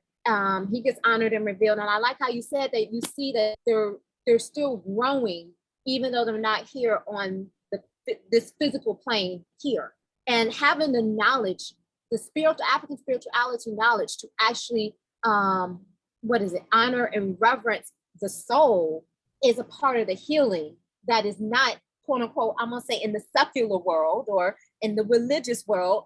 And I feel like because that's not being taught, that adds more on to the trauma. So I'm able to talk to my child. I am able to, honor him as an ancestor. I know he's going to usher the other children that's coming through. I know certain things. And I'm, like I said, my intuition, when I was pregnant, I loved it. My mate couldn't understand why I wasn't having the typical, or what's considered to be typical normal pregnancy issues, because all the sisters and women in his family had horrible pregnancies. I was chilling. I was happy. You were glowing. I'm like, I'm loving this. I'm getting rounder. I'm liking this. I'm like, the only thing I had was constipation. Other than that, it was like, we good. We happy. He's like, are you okay? Is you normal? I'm like, no, they're not normal. Right. I'm enjoying it. So, I was like, I like this. And then people are looking at me like, you're not having more. Nope, I ain't having that. Nope, I ain't having that. The only thing I didn't like was those ligament pains, where the muscles are stretching and everything. Didn't like those. But other than that, I was happy. I was everything. So when everything happened, it was just the biggest thing. Like I said, it was a soul that just wanted the experience of being in utero. That's what he wanted. He just wanted to experience that. And then when it came time to go, he decided to leave. No harm, no foul. I feel more at peace with that than, okay, I'm trying to figure out, was it my body or what? And I have to admit, I did have COVID prior to having the miscarriage. So there was a reason for that. It's not like it just spontaneously happened. There was COVID before that. But at peace, you was there. I was like, I was getting rounded and happy. Yes, you were glowing. You were glowing. Yeah, and you will glow again, honey. I will glow again. Yes, I will. And it will be even more of a glow up, honey. Trust. Oh, it's gonna be a it will be a celebration. Because you are my doula. I forgot. We were making doula plans and everything like that. So I'm like, it will happen again. And it will. And as long as you hold on to that faith, and knowing that it will definitely happen again. So just get her prepared, get your womb ready for the experience. One of my favorite times in life is being pregnant. I love being pregnant. I just love it, love it, love it. It's so magical and amazing. But Naisha, you had your hand up. What would you like to share? I just want to say, Mama Bay, you have been so, I don't even know, just so quenching this morning. I've enjoyed so much of what you said. A lot of things have come up, but when you talked about the bones, I had a bone read. Somebody took me to a bone reading, and I didn't even know I was going to a bone reading. Yeah. I was going through a very, very traumatic time. I mean, just trauma. But anyway, during that reading, it was so much truth that was said. And this was before I even knew that I was in an abusive relationship. It came up. She brought up my marriage, and I remember thinking like, oh my God, of course I don't want to be divorced. I love this person, but it came up. And I don't know how many years after that, another person took me to another bone reading, and it was so, these are people that just took me. And it very clearly, it said, your marriage is over. Moja came through so fiercely in that reading. And she actually helped me in the initial, that energy in the initial stages of me preparing to leave. My husband, ex-husband.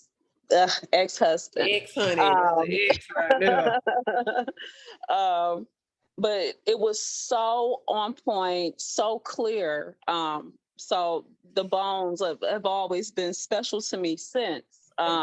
Seeing as though 2 times I didn't even know, and just so on point. So basically during that reading, generations of women in my family was coming through, basically telling me to remember where I came from. Unfortunately, multiple women in my family had this whole transition of homelessness, having to leave traumatic relationships, but really persevering and just like glowing up, leveling up in multiple ways once they got away from that energy. And I was just into that. So yeah, that's all I wanted to say. I had something else, but I've just enjoyed it all. Yay. Thank you, Nasia. Well, when you remember, you can jump back in. Yes, thanks. So we have a few more moments. We have about 20 minutes left. And so before we jump off this episode, I want us to at least just scratch the surface a little bit, just start the conversation in talking about healing, right? So we talked about womb, we talked about trauma. Now let's talk about healing for a moment. Okay. And whatever has come up for you in this conversation was necessary. So just go with it. Just go with the flow. Don't resist it. Allow it to happen. Allow it to bubble up and bubble over. Right. Because again, this is Independence Day. We already determined that we are setting ourselves free. We are allowing ourselves to be free in whatever it is that we feel like it's holding us back. And for women with trauma like Mama Ayaba, this is our cauldron. We are holding some things that we need to release. We need to let go. And if you hold on it too tight, you hold on to it too long, it will show up as extra weight in your womb section. Whenever I meet someone, especially a man who has a gut, right? They have mama issues right off the rip. Mama issues that they're holding on to. To the point where they're now pregnant with that, right? So when we have that, and when I'm going through something, if it's not my period and I'm bloated, I'm like, okay, you need to do some feminine work. I need to tap into my femininity, and I need to do some feminine work to kind of release that energy. I'm holding on to something that doesn't want to be released, right? And so in healing that, if you're holding on too much to it, it's going to show up as fibroids. It's going to show up as really heavy periods.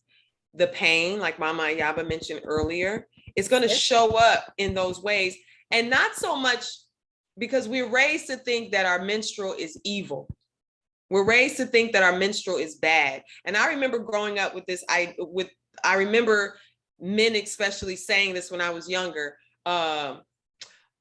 Anything that bleeds for 7 days and don't die must be the devil. That's what men used to say. Must be evil. So as I got older, I'm driving down the street one day. I always remember I'm driving down Grand River, and out of nowhere, that saying came to me. And because I know who I am now, I changed. I said, wait a minute, let me really think about this. Anything that bleeds for 7 days and won't die is God. Like, how is it can you bleed? We can bleed without injury. Okay. I'm just going to keep it practical, keep it a G. We can bleed without injury. We can run a marathon while we bleeding. We can cook, clean, nurse but while we're bleeding out, okay? That is a superpower, if ever there was a superpower that people need proof of who a woman is. Hello. I seen this lady on TikTok. I just created something that said anything that bleeds and doesn't die is powerful and magical as fuck. Okay, and that's on period. I mean, I really want you to think about that. That is on period. Okay, so let a man go ahead and just let him just cut his little arm, his arm off. Just let him cut it. Go ahead and bleed, bro. You'll be out in about 30 minutes, 20. You will be going to the hospital because you didn't bled out. Okay, so we have to own that power, and not so that we can dominate anyone. I want us to move away from that, women. All that, well, I'm better than a man because I can. No. That's not where we're going with this. But there is an order to things, right? And so knowing your power gives you the power to empower others. That's why you've been given this power, not because you've been made better. Say it again. I bet you can't say that again. I bet you bet I can't say that again. I bet you I can't, because you know it just came to me, girl. Okay, I'm gonna try it one more time. You've been given this power. I can't say it again. You play too much, mama. It's gotta come back. That was a word. That was a That word. was the word. Knowing your Everything is just power recorded. gives you the power to empower something. When you've been given this power, it's so that you can oh goodness, I gotta do the replay. Mom, why you do It's that? recorded. It's recorded. It's recorded. Because I did it because I wanted you to know and everybody to know that that was a divine thing that just poured through you and you spoke power to it. Because a lot of times we just think we saying words, and that was the whole point I was making back yonder. How we say things, Black people do, melanated people do, and we be coming up with stuff and pouring out our mouth, and we just say, yeah, man, that was bad, and move on. That was more than bad. That was a download. I say, I know. That's just like when I wake up and stuff will flow. And then I Yes. say, dang, I wish I where's had the written pencil and that down. paper? Yes, it's like you got to catch it by the tail and bring it back. Like, wait, don't you go nowhere. For the longest time, I walked around. I kept a little mini journal with me everywhere I went because these flashes would come through, and if you don't catch them, they'll fly on away, and they won't. They might not come back. You're like, wait a minute. Yes. So we are going to get into this conversation for the rest of this hour. We're going to talk about healing. How do we heal that? We know we have this power. We know we have this gift. How do we heal that area that needs to express, right?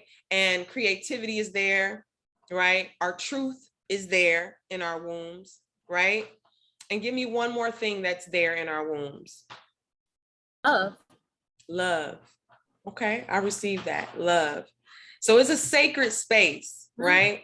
Everything in creation has a sacred space. And what is a sacred space? A sacred space is where only God, well, God dwells everywhere, but it's a sacred space to me is a space that is designated to interact with God. It's a space that has been designated for that sacred time between you and the Most High, right? Whatever that looks like to you. And so your womb is sacred, right? It's the seed of creation in you. And so well, Danyelle is going, I'm sure she's going to really give y'all some juicy tips on how to heal the trauma in terms of fibroids and menstruals and all of that. And I want her to share that with us. But on the spiritual side of things, how is it that we can heal the trauma of our wombs? How do we use our spirituality to heal the traumas of our wombs? And some people, they're not ready for the spiritual conversation, and that's fine. And that's why you should start with the physical conversation of healing your womb. So let's go into the physical conversation, and then we'll also tap into the spiritual. Go ahead, Danyelle. So I'm going to tap in. I'm gonna show you the womb Bible, okay? Yes, sacred. Yes, go with it. you need to get this right here. Okay, this is the womb Bible. She actually updated this 2 years ago. This is the updated and expanded 20th anniversary edition. So if you already have this book, you need to get the updated book because she added some extra juicy stuff to it. Yes. Sacred Woman, and this is by Queen of Four. Okay, this is the Sacred Woman Bible right here. Yes. Okay. Yes, it will get you together. Everything that we're talking about is in this book. I would say she created this book to be a healing journey. Some women take it upon themselves to do it by themselves, but it's also something to be done within a sister circle forum. So that's something to consider because she has it set up. So not only once you heal yourself, going through how she has this set up, you become the healer not only of yourself, you become a healer of your household, a healer in the neighborhood, a healer in your community, and that's what it's all about. And the more rounds you go through, the many times you go through, once you don't do it just once, you do it as needed. And Queen of Four says that even at 68 herself, every time she fasts, she's still pulling off layers of healing. And she's been doing this for 40 years. So we don't stop healing. I'll say that again. We don't stop healing. We just keep pulling back layers as we keep living. So you talk about the physical, mention the physical, realize that the physical manifestation, that disease is the physical manifestation from the spiritual. I'll say that again. This dis-ease is the physical manifestation of the spiritual. So the two are actually tied together. Fibroid tumors and cysts, heavy periods, and I'll use my own personal experience. When Queen Afua came to town, she was here, maybe almost 10 years ago with Dr. Jesse Brown. And I experienced my first 30-day fast with her being here in the city of Detroit. Within 30 days, I stopped eating the meat, the bread, the dairy. It's the first time ever going vegan, just doing fruits and vegetables. First time drinking Grain Life with the spirulina and the wheatgrass, drinking enough water, was walking around everywhere. My cycle in 30 days went from being a lion to a lamb. And that's what got me on my healing journey. Because in 30 days of fasting and getting into the whole spirituality of all about praying and everything and different things of that nature, my cycle went from 7 days to 3 in 30 days. The PMS disappeared. The cramping disappeared. When my cycle came, I was like, what is this? This is new. Even the texture and the color was totally different. It showed up like, hi, how you doing? I am your cycle, instead of, and I'm just like, okay, there's something to this. There's something to this. Let me continue on doing whatever this is, because having this relief right here, this was powerful. This was beautiful. And this is the lifestyle that I am working on getting back into, because it was absolutely, absolutely amazing. So I would say that it starts with the food that we're eating. Fibroids and tumors and cysts are, Dr. Sabi and Queen Afua all believe that it comes from the consumption of what we're eating, especially dairy. And a lot of women like dairy. We like the cheese, we like the milk, we like dairy. That dairy is mucus forming, is mucus producing. And if you're eating foods that cause mucus, fibroids and tumors and cysts are all basically mucus. They're mucus. They're built up in mucus that's not expelled by the body. So we have got to stop eating what's causing the issue in the first place. And nowadays we have a lot more alternatives. We have coconut milk, almond milk, hemp seed milk. You can make your own milks if you got a high-speed blender. It's the consumption of, I know we love ice cream. We got way more ways of actually getting those sweet treats that we so desire. Queen Afua believes that if you eat meat, anything that bleeds will cause you to bleed. So we have to think about that. You know, beef, chicken, turkey. I'm not going to try to say everybody needs to be vegan, but every once in a while, we need to actually fast as the seasons change. So springs, what is it, summer and winter solstice, and the spring and fall equinox, we should be fasting either for a day, 3 days, a week, a whole month, to give our bodies a chance to actually clear out the toxins and, you know, remove whatever it is that we're doing as the seasons change. That's how we can keep our immunity up. I wanted to say drinking water, at least a gallon a day. You know, getting fresh fruits, foods that feed the womb. Strawberries, blueberry, raspberry. You could do it in a smoothie. You could eat a fresh fruit. Anything that looks like a womb or cauldron. Your watermelon, cantaloupe, honeydew, pineapple. Mm-hmm. These fruits that look like it help cleanse and tone and flush the womb out of all toxins and diseases. Dark leafy greens, you know, more salads, more stir fries, more real food. Get away from the processed food that comes from the factory and the plants, and eat more plants. Mm-hmm. This right here is simple things that you can do within, you know, your diet to make sure that your womb is healthy. Mm-hmm. And can I also interject here too, is to encourage bowel movements as much as possible, because when your intestines gets backed up, it's sitting on top of your uterus. It's sitting on top of your intestines, rest just above your reproductive organs. So if you're full of food and unprocessed, you know, food that hasn't been dispelled yet, and you get constipated or, you know, you get bloated, all of that is weighing down on your uterus. It's pushing down on your cervix, and it can cause you to bleed and it can cause pain. So make sure, especially if you know around the time that your menstrual is going to come, and even if you are in perimenopause or menopause and you're not having a period, so to speak, every month your body is still moving in a certain circular rhythm. And so learning what that rhythm is for yourself, you can say 3 days before, okay, I'm going to eat lighter. You know, I'm not going to eat as much heavy foods, you know, because I know my cycle is coming, or I know my body is about to make this shift for the month. So I need to make sure that I cleanse my body out, you know. So just make sure that you also are emptying out your intestines. And if you notice, the foods that I mentioned are all full of fiber, very highly fibrous. So if you're eating this on a regular basis, you will be having 2 to 3 bowel movements a day with no problems whatsoever.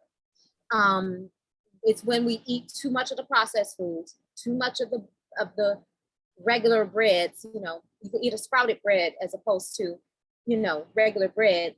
Too much of the meat, too much of the pizza and everything else. All this does not work well with our system. And so it definitely begins with the food. And if you have a tumor or fibroid or tumors, fibroids or cysts, when you stop feeding that fibroid, it has no choice but to either dissolve into your body or expel itself. Mm-hmm. There are herbs that you can take. Red raspberry leaf is the #1 herb for the womb. Mm-hmm. It tones, it nourishes. We should be and it'll stop all that heavy bleeding too. It will. You know, if you start drinking that 2 or 3 times a day, you'll see your periods get lighter and lighter and lighter. Mm-hmm. And it's also something you can drink. You can drink hot, or you can also drink it cold. But if the best thing to do is to steep the leaves overnight, so that all the benefits, all of them can come out of it. So if you boil your herbs at night and let it steep overnight, you have a powerful tonic that will do wonders for your body. Mm-hmm. And I love how, you know, Danyelle is explaining what to give your body so that she can heal herself. That's extremely, extremely important. You don't have to go to a doctor, and because they only know to cut, they only know to strip away, right? I don't even judge it no more. That's just where they from. That's just how they do things. It's okay. Look, I accept whatever. At the end of the day, okay, the way we were created is to give the body what it needs, and she will heal herself. Mm-hmm. And so everything that she has explained, especially that water, if you just said, you know what, I don't want to change my diet right now. I'm not strong enough. I'm not disciplined enough. Whatever your issue might be. Oh, I really love that chicken. Oh, I really love that pizza, whatever. No judgment. You know, I'm all about meeting people where they are. And so if that's where you're at, that's where you're at. Except for if you can incorporate at least one new thing into your lifestyle, it's going to make an improvement. And so that one thing that I would strongly encourage is to increase your water intake. Increase that. I cannot stress that enough. Why? Because when you drink water, fresh water, alkaline water, spring water, or steam distilled water, we want to stay away from purified water because it's processed. We don't want to do the purified, but the spring water, steam distilled, and alkaline water. You can get that into your body. The more you can get water into your body, the water flushes your cells and it cleanses your blood. Your body will soak that, just like a plant. If you give a starving plant water, it's going to soak it up and know exactly where to put the water. It knows exactly how to use it. So the more you can get water into your body, because a lot of these issues that we have with our womb and with other parts of our body is dehydration. You ashy on the inside, boo.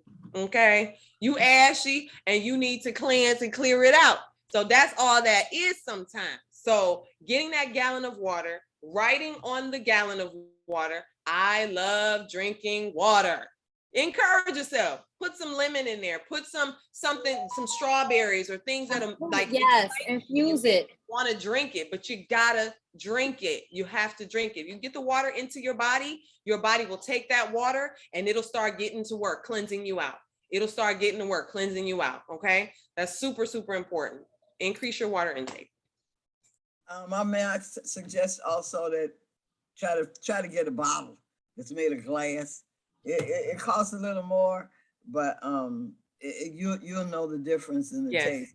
And the second thing is the people in India, they keep copper pots or pitchers, and so they put the water in the copper pitcher, and it'll extract things from the water. Oh, that's a good idea. I like that idea because water absorbs.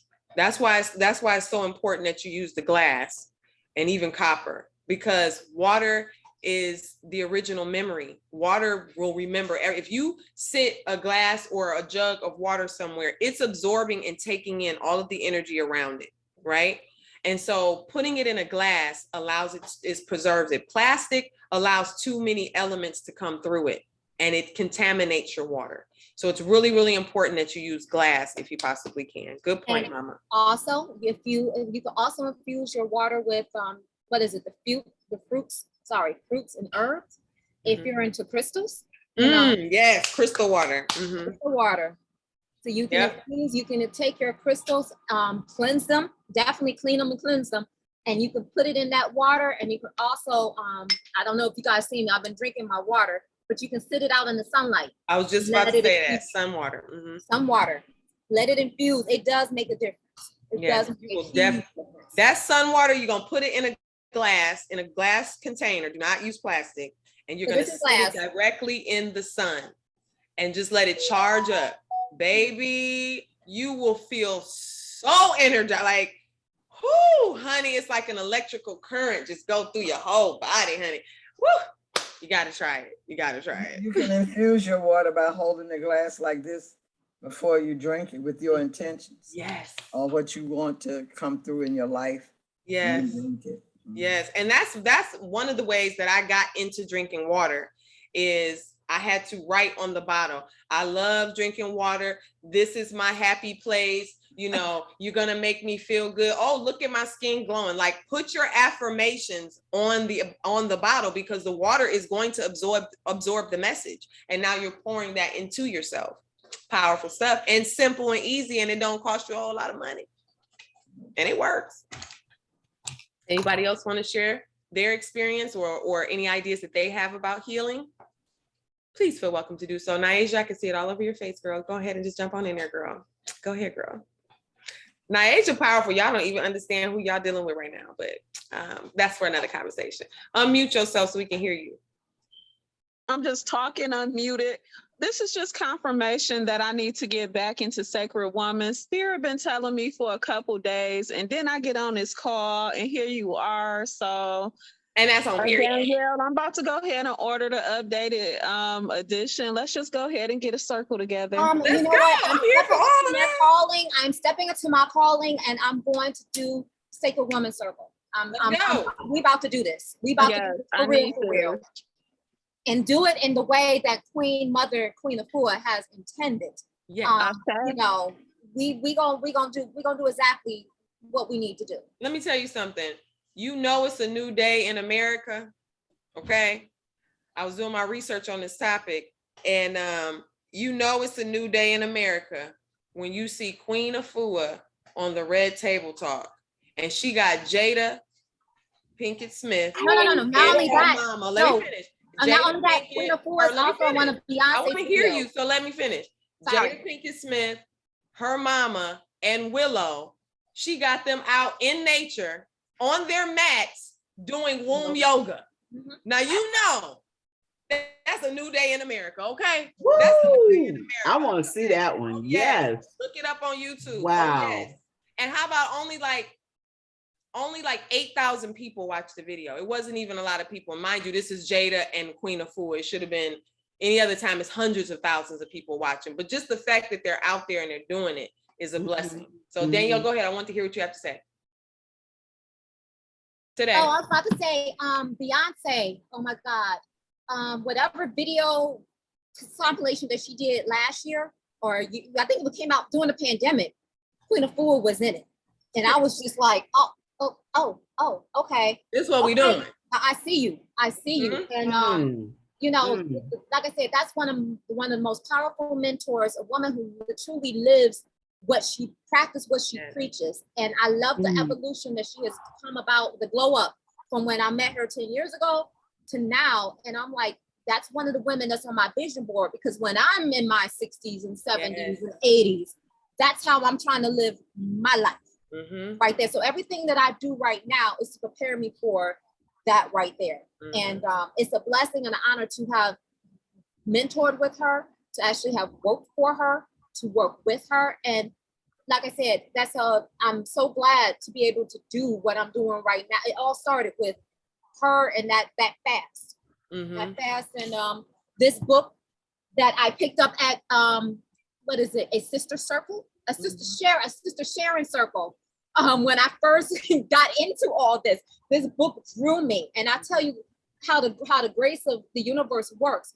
That sister circle was in July. I picked up this book. I looked at it. I'm like, this is so full of information. Got a text from the spiritual sister that was leading me at the time, and Mama Evelyn knows who I'm talking about. It was like, oh, we going to the True Bookstore in Northland. So that tells you my age right there. Ooh, that was a minute. And we went, and she was there, and it was like, okay. And then I swear, within the following month, Sheila's like, well, she's at Dr. Jesse Brown. Yep. Okay, wait a minute. And I'm the one that told him to bring her, because I was doing some creative directing with him. I had just met her a year prior, like the way the universe works, at Stone Mountain in Atlanta. I had kept hearing about her, but I didn't know who she was. And then finally in Stone Mountain, I met her. I had a spiritual awakening with my womb. She was there. You know, we bonded, we connected. Then a year and a half later, I'm back in Detroit unexpectedly. I never knew that was going to happen. I'm working for Dr. Jesse as a creative director. And he's like, well, I want to do something big for my anniversary for the African World Festival. And I was like, well, if you want to heal this city for real, you're going to have to heal the women. Like no village can rise higher than its woman. So if you really want to do that, you need to heal the woman, and you need to bring Queen of Four. He was like, oh yeah, I know her. Yeah, no. And he did, like, I said it once and he did it, and she came. And that's what we were able to bond again. We was able to spend some quality time together. She came, she did the presentation at the African World Festival, and life went on, right? A year and a half later came again, and he brought her back. And when he brought her back, I got to see her again. And then Sheila brought her, and she came and did some work with Queen Aduni. Like, she just kept showing up for me, kept showing up. So she is something dear and special to a lot of us. And it's because of her commitment. And she even talks about how she had fibroids, how she, you know, as healthy and doing this work, she found herself having female reproductive issues. And that's what led her to have to do more and write more books and be more active. That's what helped her come out with the whole yoni yoga, the womb yoga, right? To heal her own body. So, she also mentioned the sacred woman, the yoni steam. Queen of Four, the originator of the yoni steam, is in Sacred Woman. She mentioned it. And it's like, wait a minute. So she didn't create the procedure or the process. No, she just mentioned it. Popular. Yeah. She mentioned it, and that's how it became popular. I'm like, oh, okay. Yeah. So I don't know. We might have to, you know, see if we get. Well, she probably too big time for us little people now, but you know, it's nice to know that we are connected to her in that way. Though I have some wonderful memories about her. Wonderful. So it looks like we're at our time. That's a good way to close out the show. Looks like we're at our time. It's 10:09. This has been awesome. Go ahead and share. If anybody wants to share any last thoughts or comments, please feel welcome to do so. We'd love to hear what you have to say. Anyone? I would like to share. I would like to say, first of all, this is nice, and I'm glad I was able to be in attendance today. I can feel that God is working on me. There's a great transformation. And just to not make this too long, but I really want to just kind of give you a glimpse of how, you know, things have been moving for me. I've been learning to trust my intuition and kind of go with things, even if it doesn't always make sense. And me being on this call today, 3 days ago, my cousin sent me something about a 3-day fast. And I just said, I'm gonna go with it. I'm gonna do it. And it wasn't easy. Those 3 days was not easy. And my fast ended midnight last night. I woke up this morning And I had this text sent to me by Danyelle. It was sent at 5 something in the morning. And I didn't wake up till 7. And I got on like 15 minutes. I was literally just waking up. And I've been looking for inner guidance, and I've been looking for healing because I too have fibroids. And I have been dealing with anemia lately to the point where I had to have a blood transfusion a couple of years ago. And I just got some iron IVs, and I just made a commitment to get back right in my body. And I have let go of meat about a year ago, and I've been staying with my mom. And pork, beef, all kind of stuff that I hadn't eaten in years. And to sum this up, I feel God has already started me on a fast. I already been doing 1 meal a day for like 2 weeks, and He's telling me to slow down, to cleanse, He's getting me in touch with my womb. He's getting me in touch with my femininity. I know He's ready to level me, and I know it's something big He has planned for me. And I really feel like it's around women. This is what I've been yearning for. This is what I've been seeking. And I've been really paying attention to how masculine our world is and how masculine our jobs are. And everything is so masculine that I realize I haven't been able to truly tap into my femininity, which is why I've never really known myself or understood myself. Or maybe even my sister, my other sisters and queens in my life. And so I feel like I'm rambling now, so forgive me if I'm going too long, but I'm just very grateful for this space. I've been looking for something like this, and I'm getting emotional. I'm so grateful for this space, and thank you for having me today. You are so welcome. Look at that womb opening up. Look at it. The womb and the heart are opening up right now. You are more than welcome. We give thanks for you. We give thanks for you. So just allow it to flow, sis. You are here now. You have arrived. No matter what they say, you have arrived, sis. So that's powerful, beautiful. Keep it up. You know, fast is one of the greatest ways to break a stronghold. Even if you do one for 24 hours, a fast will get you together. So stick with this journey and really meditate. Use this opportunity to ignite your womb and meditate on what you want to create now that you're breaking those bondages and you're breaking it. What is it you want to create now? What is it that you want to come out of this fasting experience? Write it down and watch it come. So congratulations. You are so welcome. I'm gonna put my information in the chat. If you want to talk further, then I'll be more than happy to do that. Thank you. You are so welcome. Thank you. Anybody else want to share? Please do so now because we about to go. You know what, Peace? Let me do something real quick. I got to go to my photos because when you talked about the womb, I had to pull out my womb. What is this? Womb yoga dance t-shirt from Queen of Four, and she's got something on the back that I had to take a picture of. And I'm like, she's got a saying on the back. And I'm trying to find a picture so I can read the words on the back because it's all in the powerful healing. One thing I learned from her was that words have power and we need to speak our healing over ourselves. Just like we lay hands on it, we lay hands on ourselves. Mm-hmm. One thing I do remember, a little tip I can give, I remember is that you give honor to the womb of your mind for what I think, I create. You got the womb of your heart for what I think, I feel. And then you have the womb. I'm gonna stand up a bit because yes, I'm showing my womb. It's you know, the makuf, but is that definitely the heart? Thank you. And I've got the womb, the womb of my womb for what I think I give birth. Mm-hmm. And I'm like, all this training and everything, it's all coming back like, yes. I'll put it in the group chat for the Elizabeth so that you can start saying these affirmations over yourself on a daily basis. And Kiana, I just sent you my information direct. I don't know if the picture took. I'm so sorry, but if not, I will put it in the group chat. I know I took a picture of the shirt. I don't see it now, but there's a turn around. Maybe we can read it. Oh God, hold on. It might come up backwards. I read backwards. I don't know if I can't. It's not the most comfortable position. Okay. We want to see this thing, girl. We are committed. Okay. So I unleashed the shirt. Oh. Can you see the same? Oh, it's Yeah. so tiny for me. Awaken the womb of my mind. For what I think, I birth, I create. Awaken the womb of my heart. For what I feel, I birth, I create. Awaken the seat of creation. For what I think and what I feel, I birth through my seat of creation. And pull your shirt down a little bit more. Go Okay. ahead, Evelyn, girl. On the other side, pull it down. Pull the bottom down. There you There go. you go. Okay. Okay. I'm not seeing her. She's not. Come back. Drop down a little bit. Okay.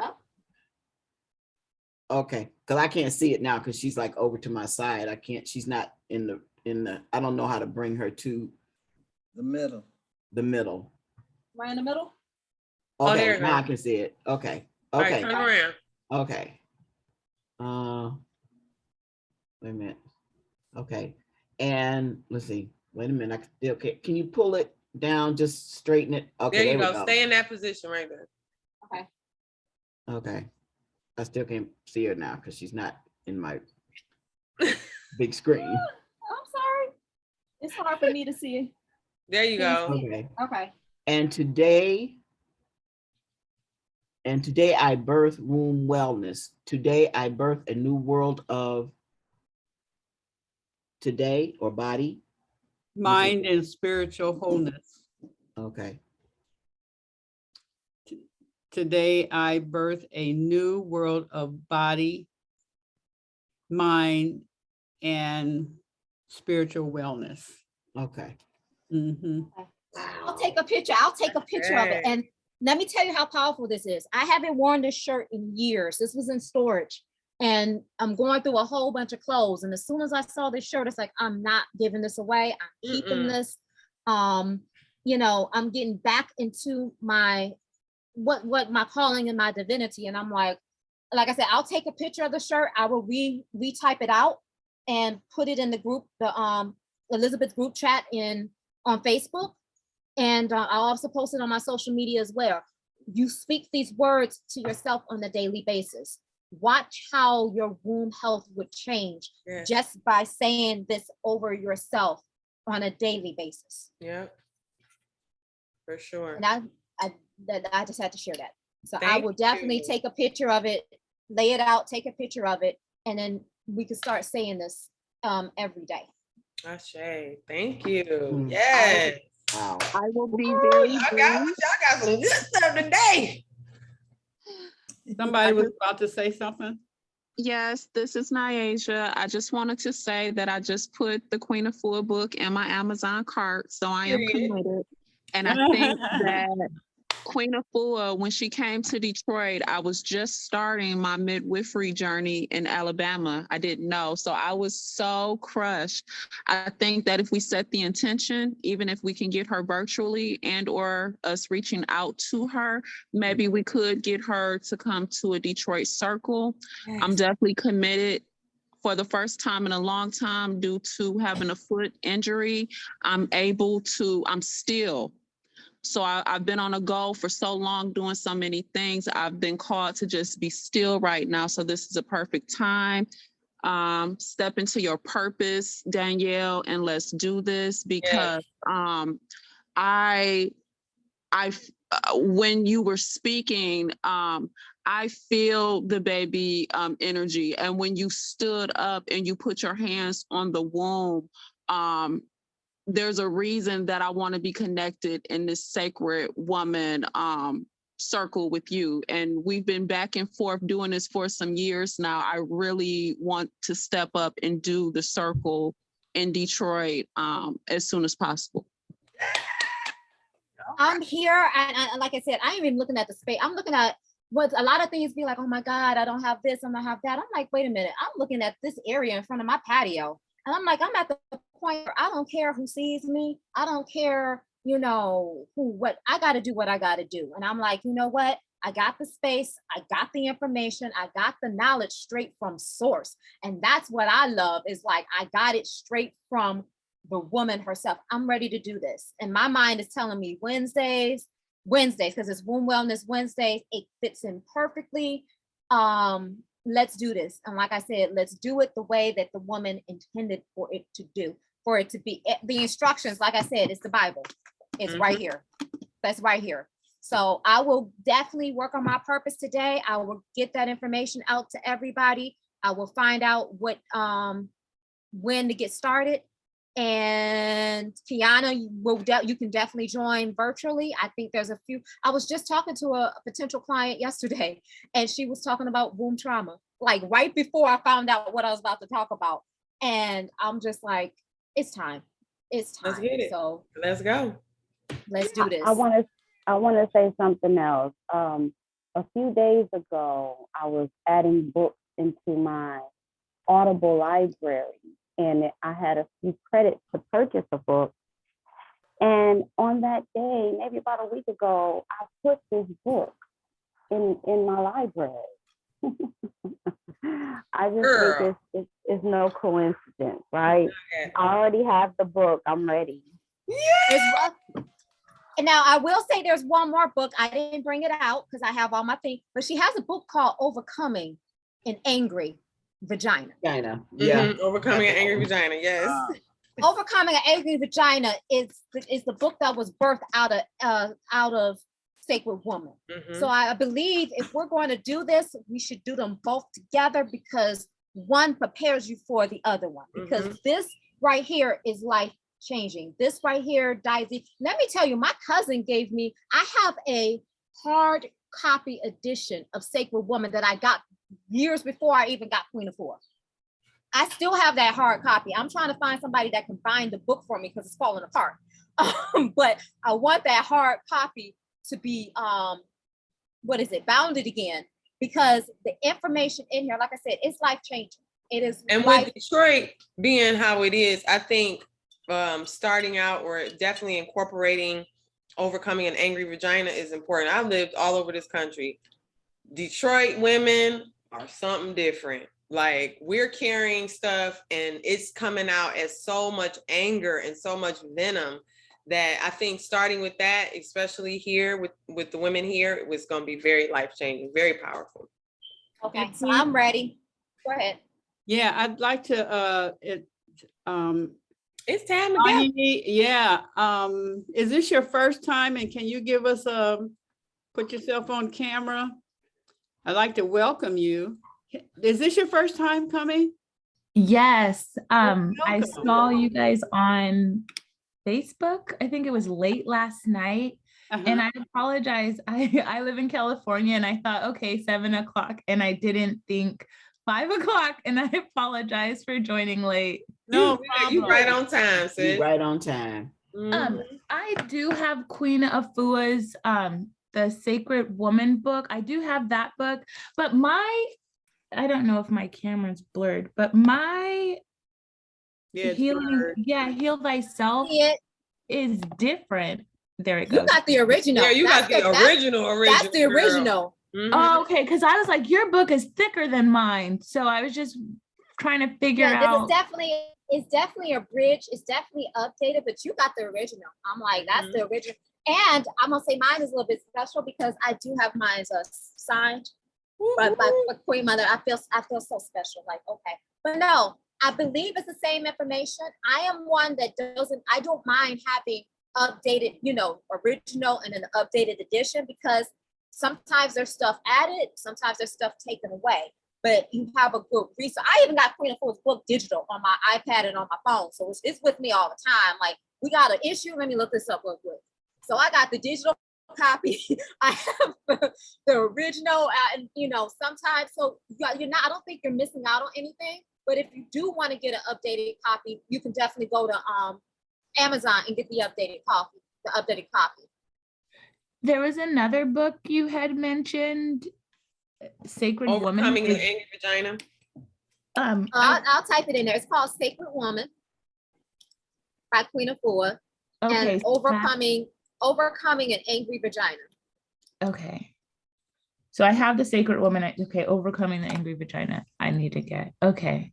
And then you said that in this collective, we're gonna go through all the books together. She's gonna start her own circle. Okay. And we gonna come. One of the beauties about doing Sacred Woman, I know Queen of Four has it set up as a 12-week program. And at the end of the 12 weeks, there is a Sacred Woman ceremony that is to take place to edify and elevate us to that next level. So I'm ready to do this journey. I am so ready. There is one that I know of. There is one collective of sisters that actually did Sacred Woman the way it's supposed to be done years ago. And every last one of them are doing some phenomenal things in the community. Mama Shu, Rhonda Bird, just to name a few. That I think Maymuna was a part of that Sacred Woman circle. And she hosted her own a couple years ago too. Before she started the realms that she does, she started the realms group out of starting a Sacred Woman group first. Yeah, correct. And I'm like, these women. Her collective. I just finished. Well, I've attended Mrs. Mumona's collective a few times. This is my third time. This last one for May, she wrote her own book. So this May one was I attended with Miss Mumona's book, and I know, it was a wonderful journey, and I love coming back. It must be wonderful because women like do it multiple times. I'm like, and that's one thing. That's why going through this with you all, and that we're gonna do it, Miss straight from Queen Afua's. I'm like, okay, like, because there's so much. So every time it's like you're just peeling more and getting deeper, and like so an onion.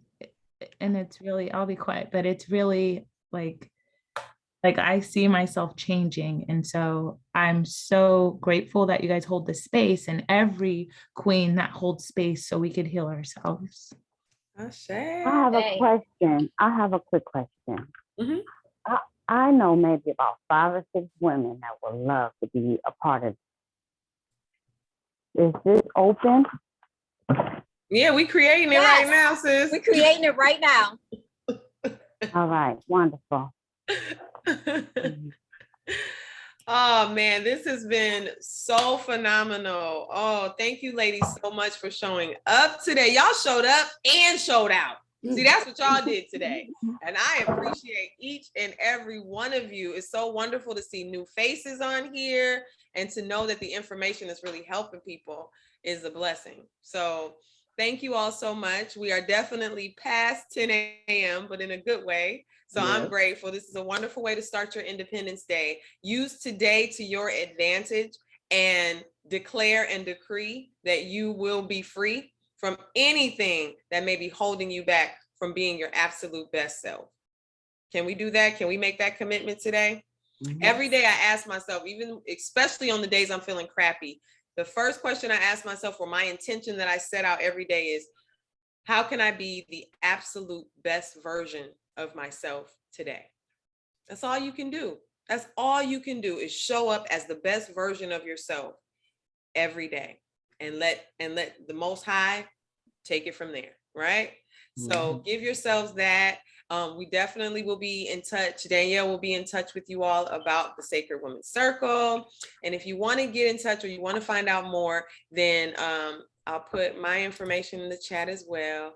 And we can just continue to heal each other. Make sure you show up tomorrow, because we have even more deliciousness tomorrow. And Queen Aduni can share that with you. I'll put my information in the chat. So if anybody wants to continue the conversation or get more support, then I am here for that. And Queen Aduni, can you please just share with the women really quickly about tomorrow? Yes, tomorrow, Tuesday, is Mama Razia, and we're going to talk about health and wellness. She specializes in vegan and helping other people. That is what her ministry is. So it's always delicious. Wednesday, Mama Ayaba is on, and I think you have special guests tomorrow, right? I mean, Wednesday. Hopefully he'll come. Okay.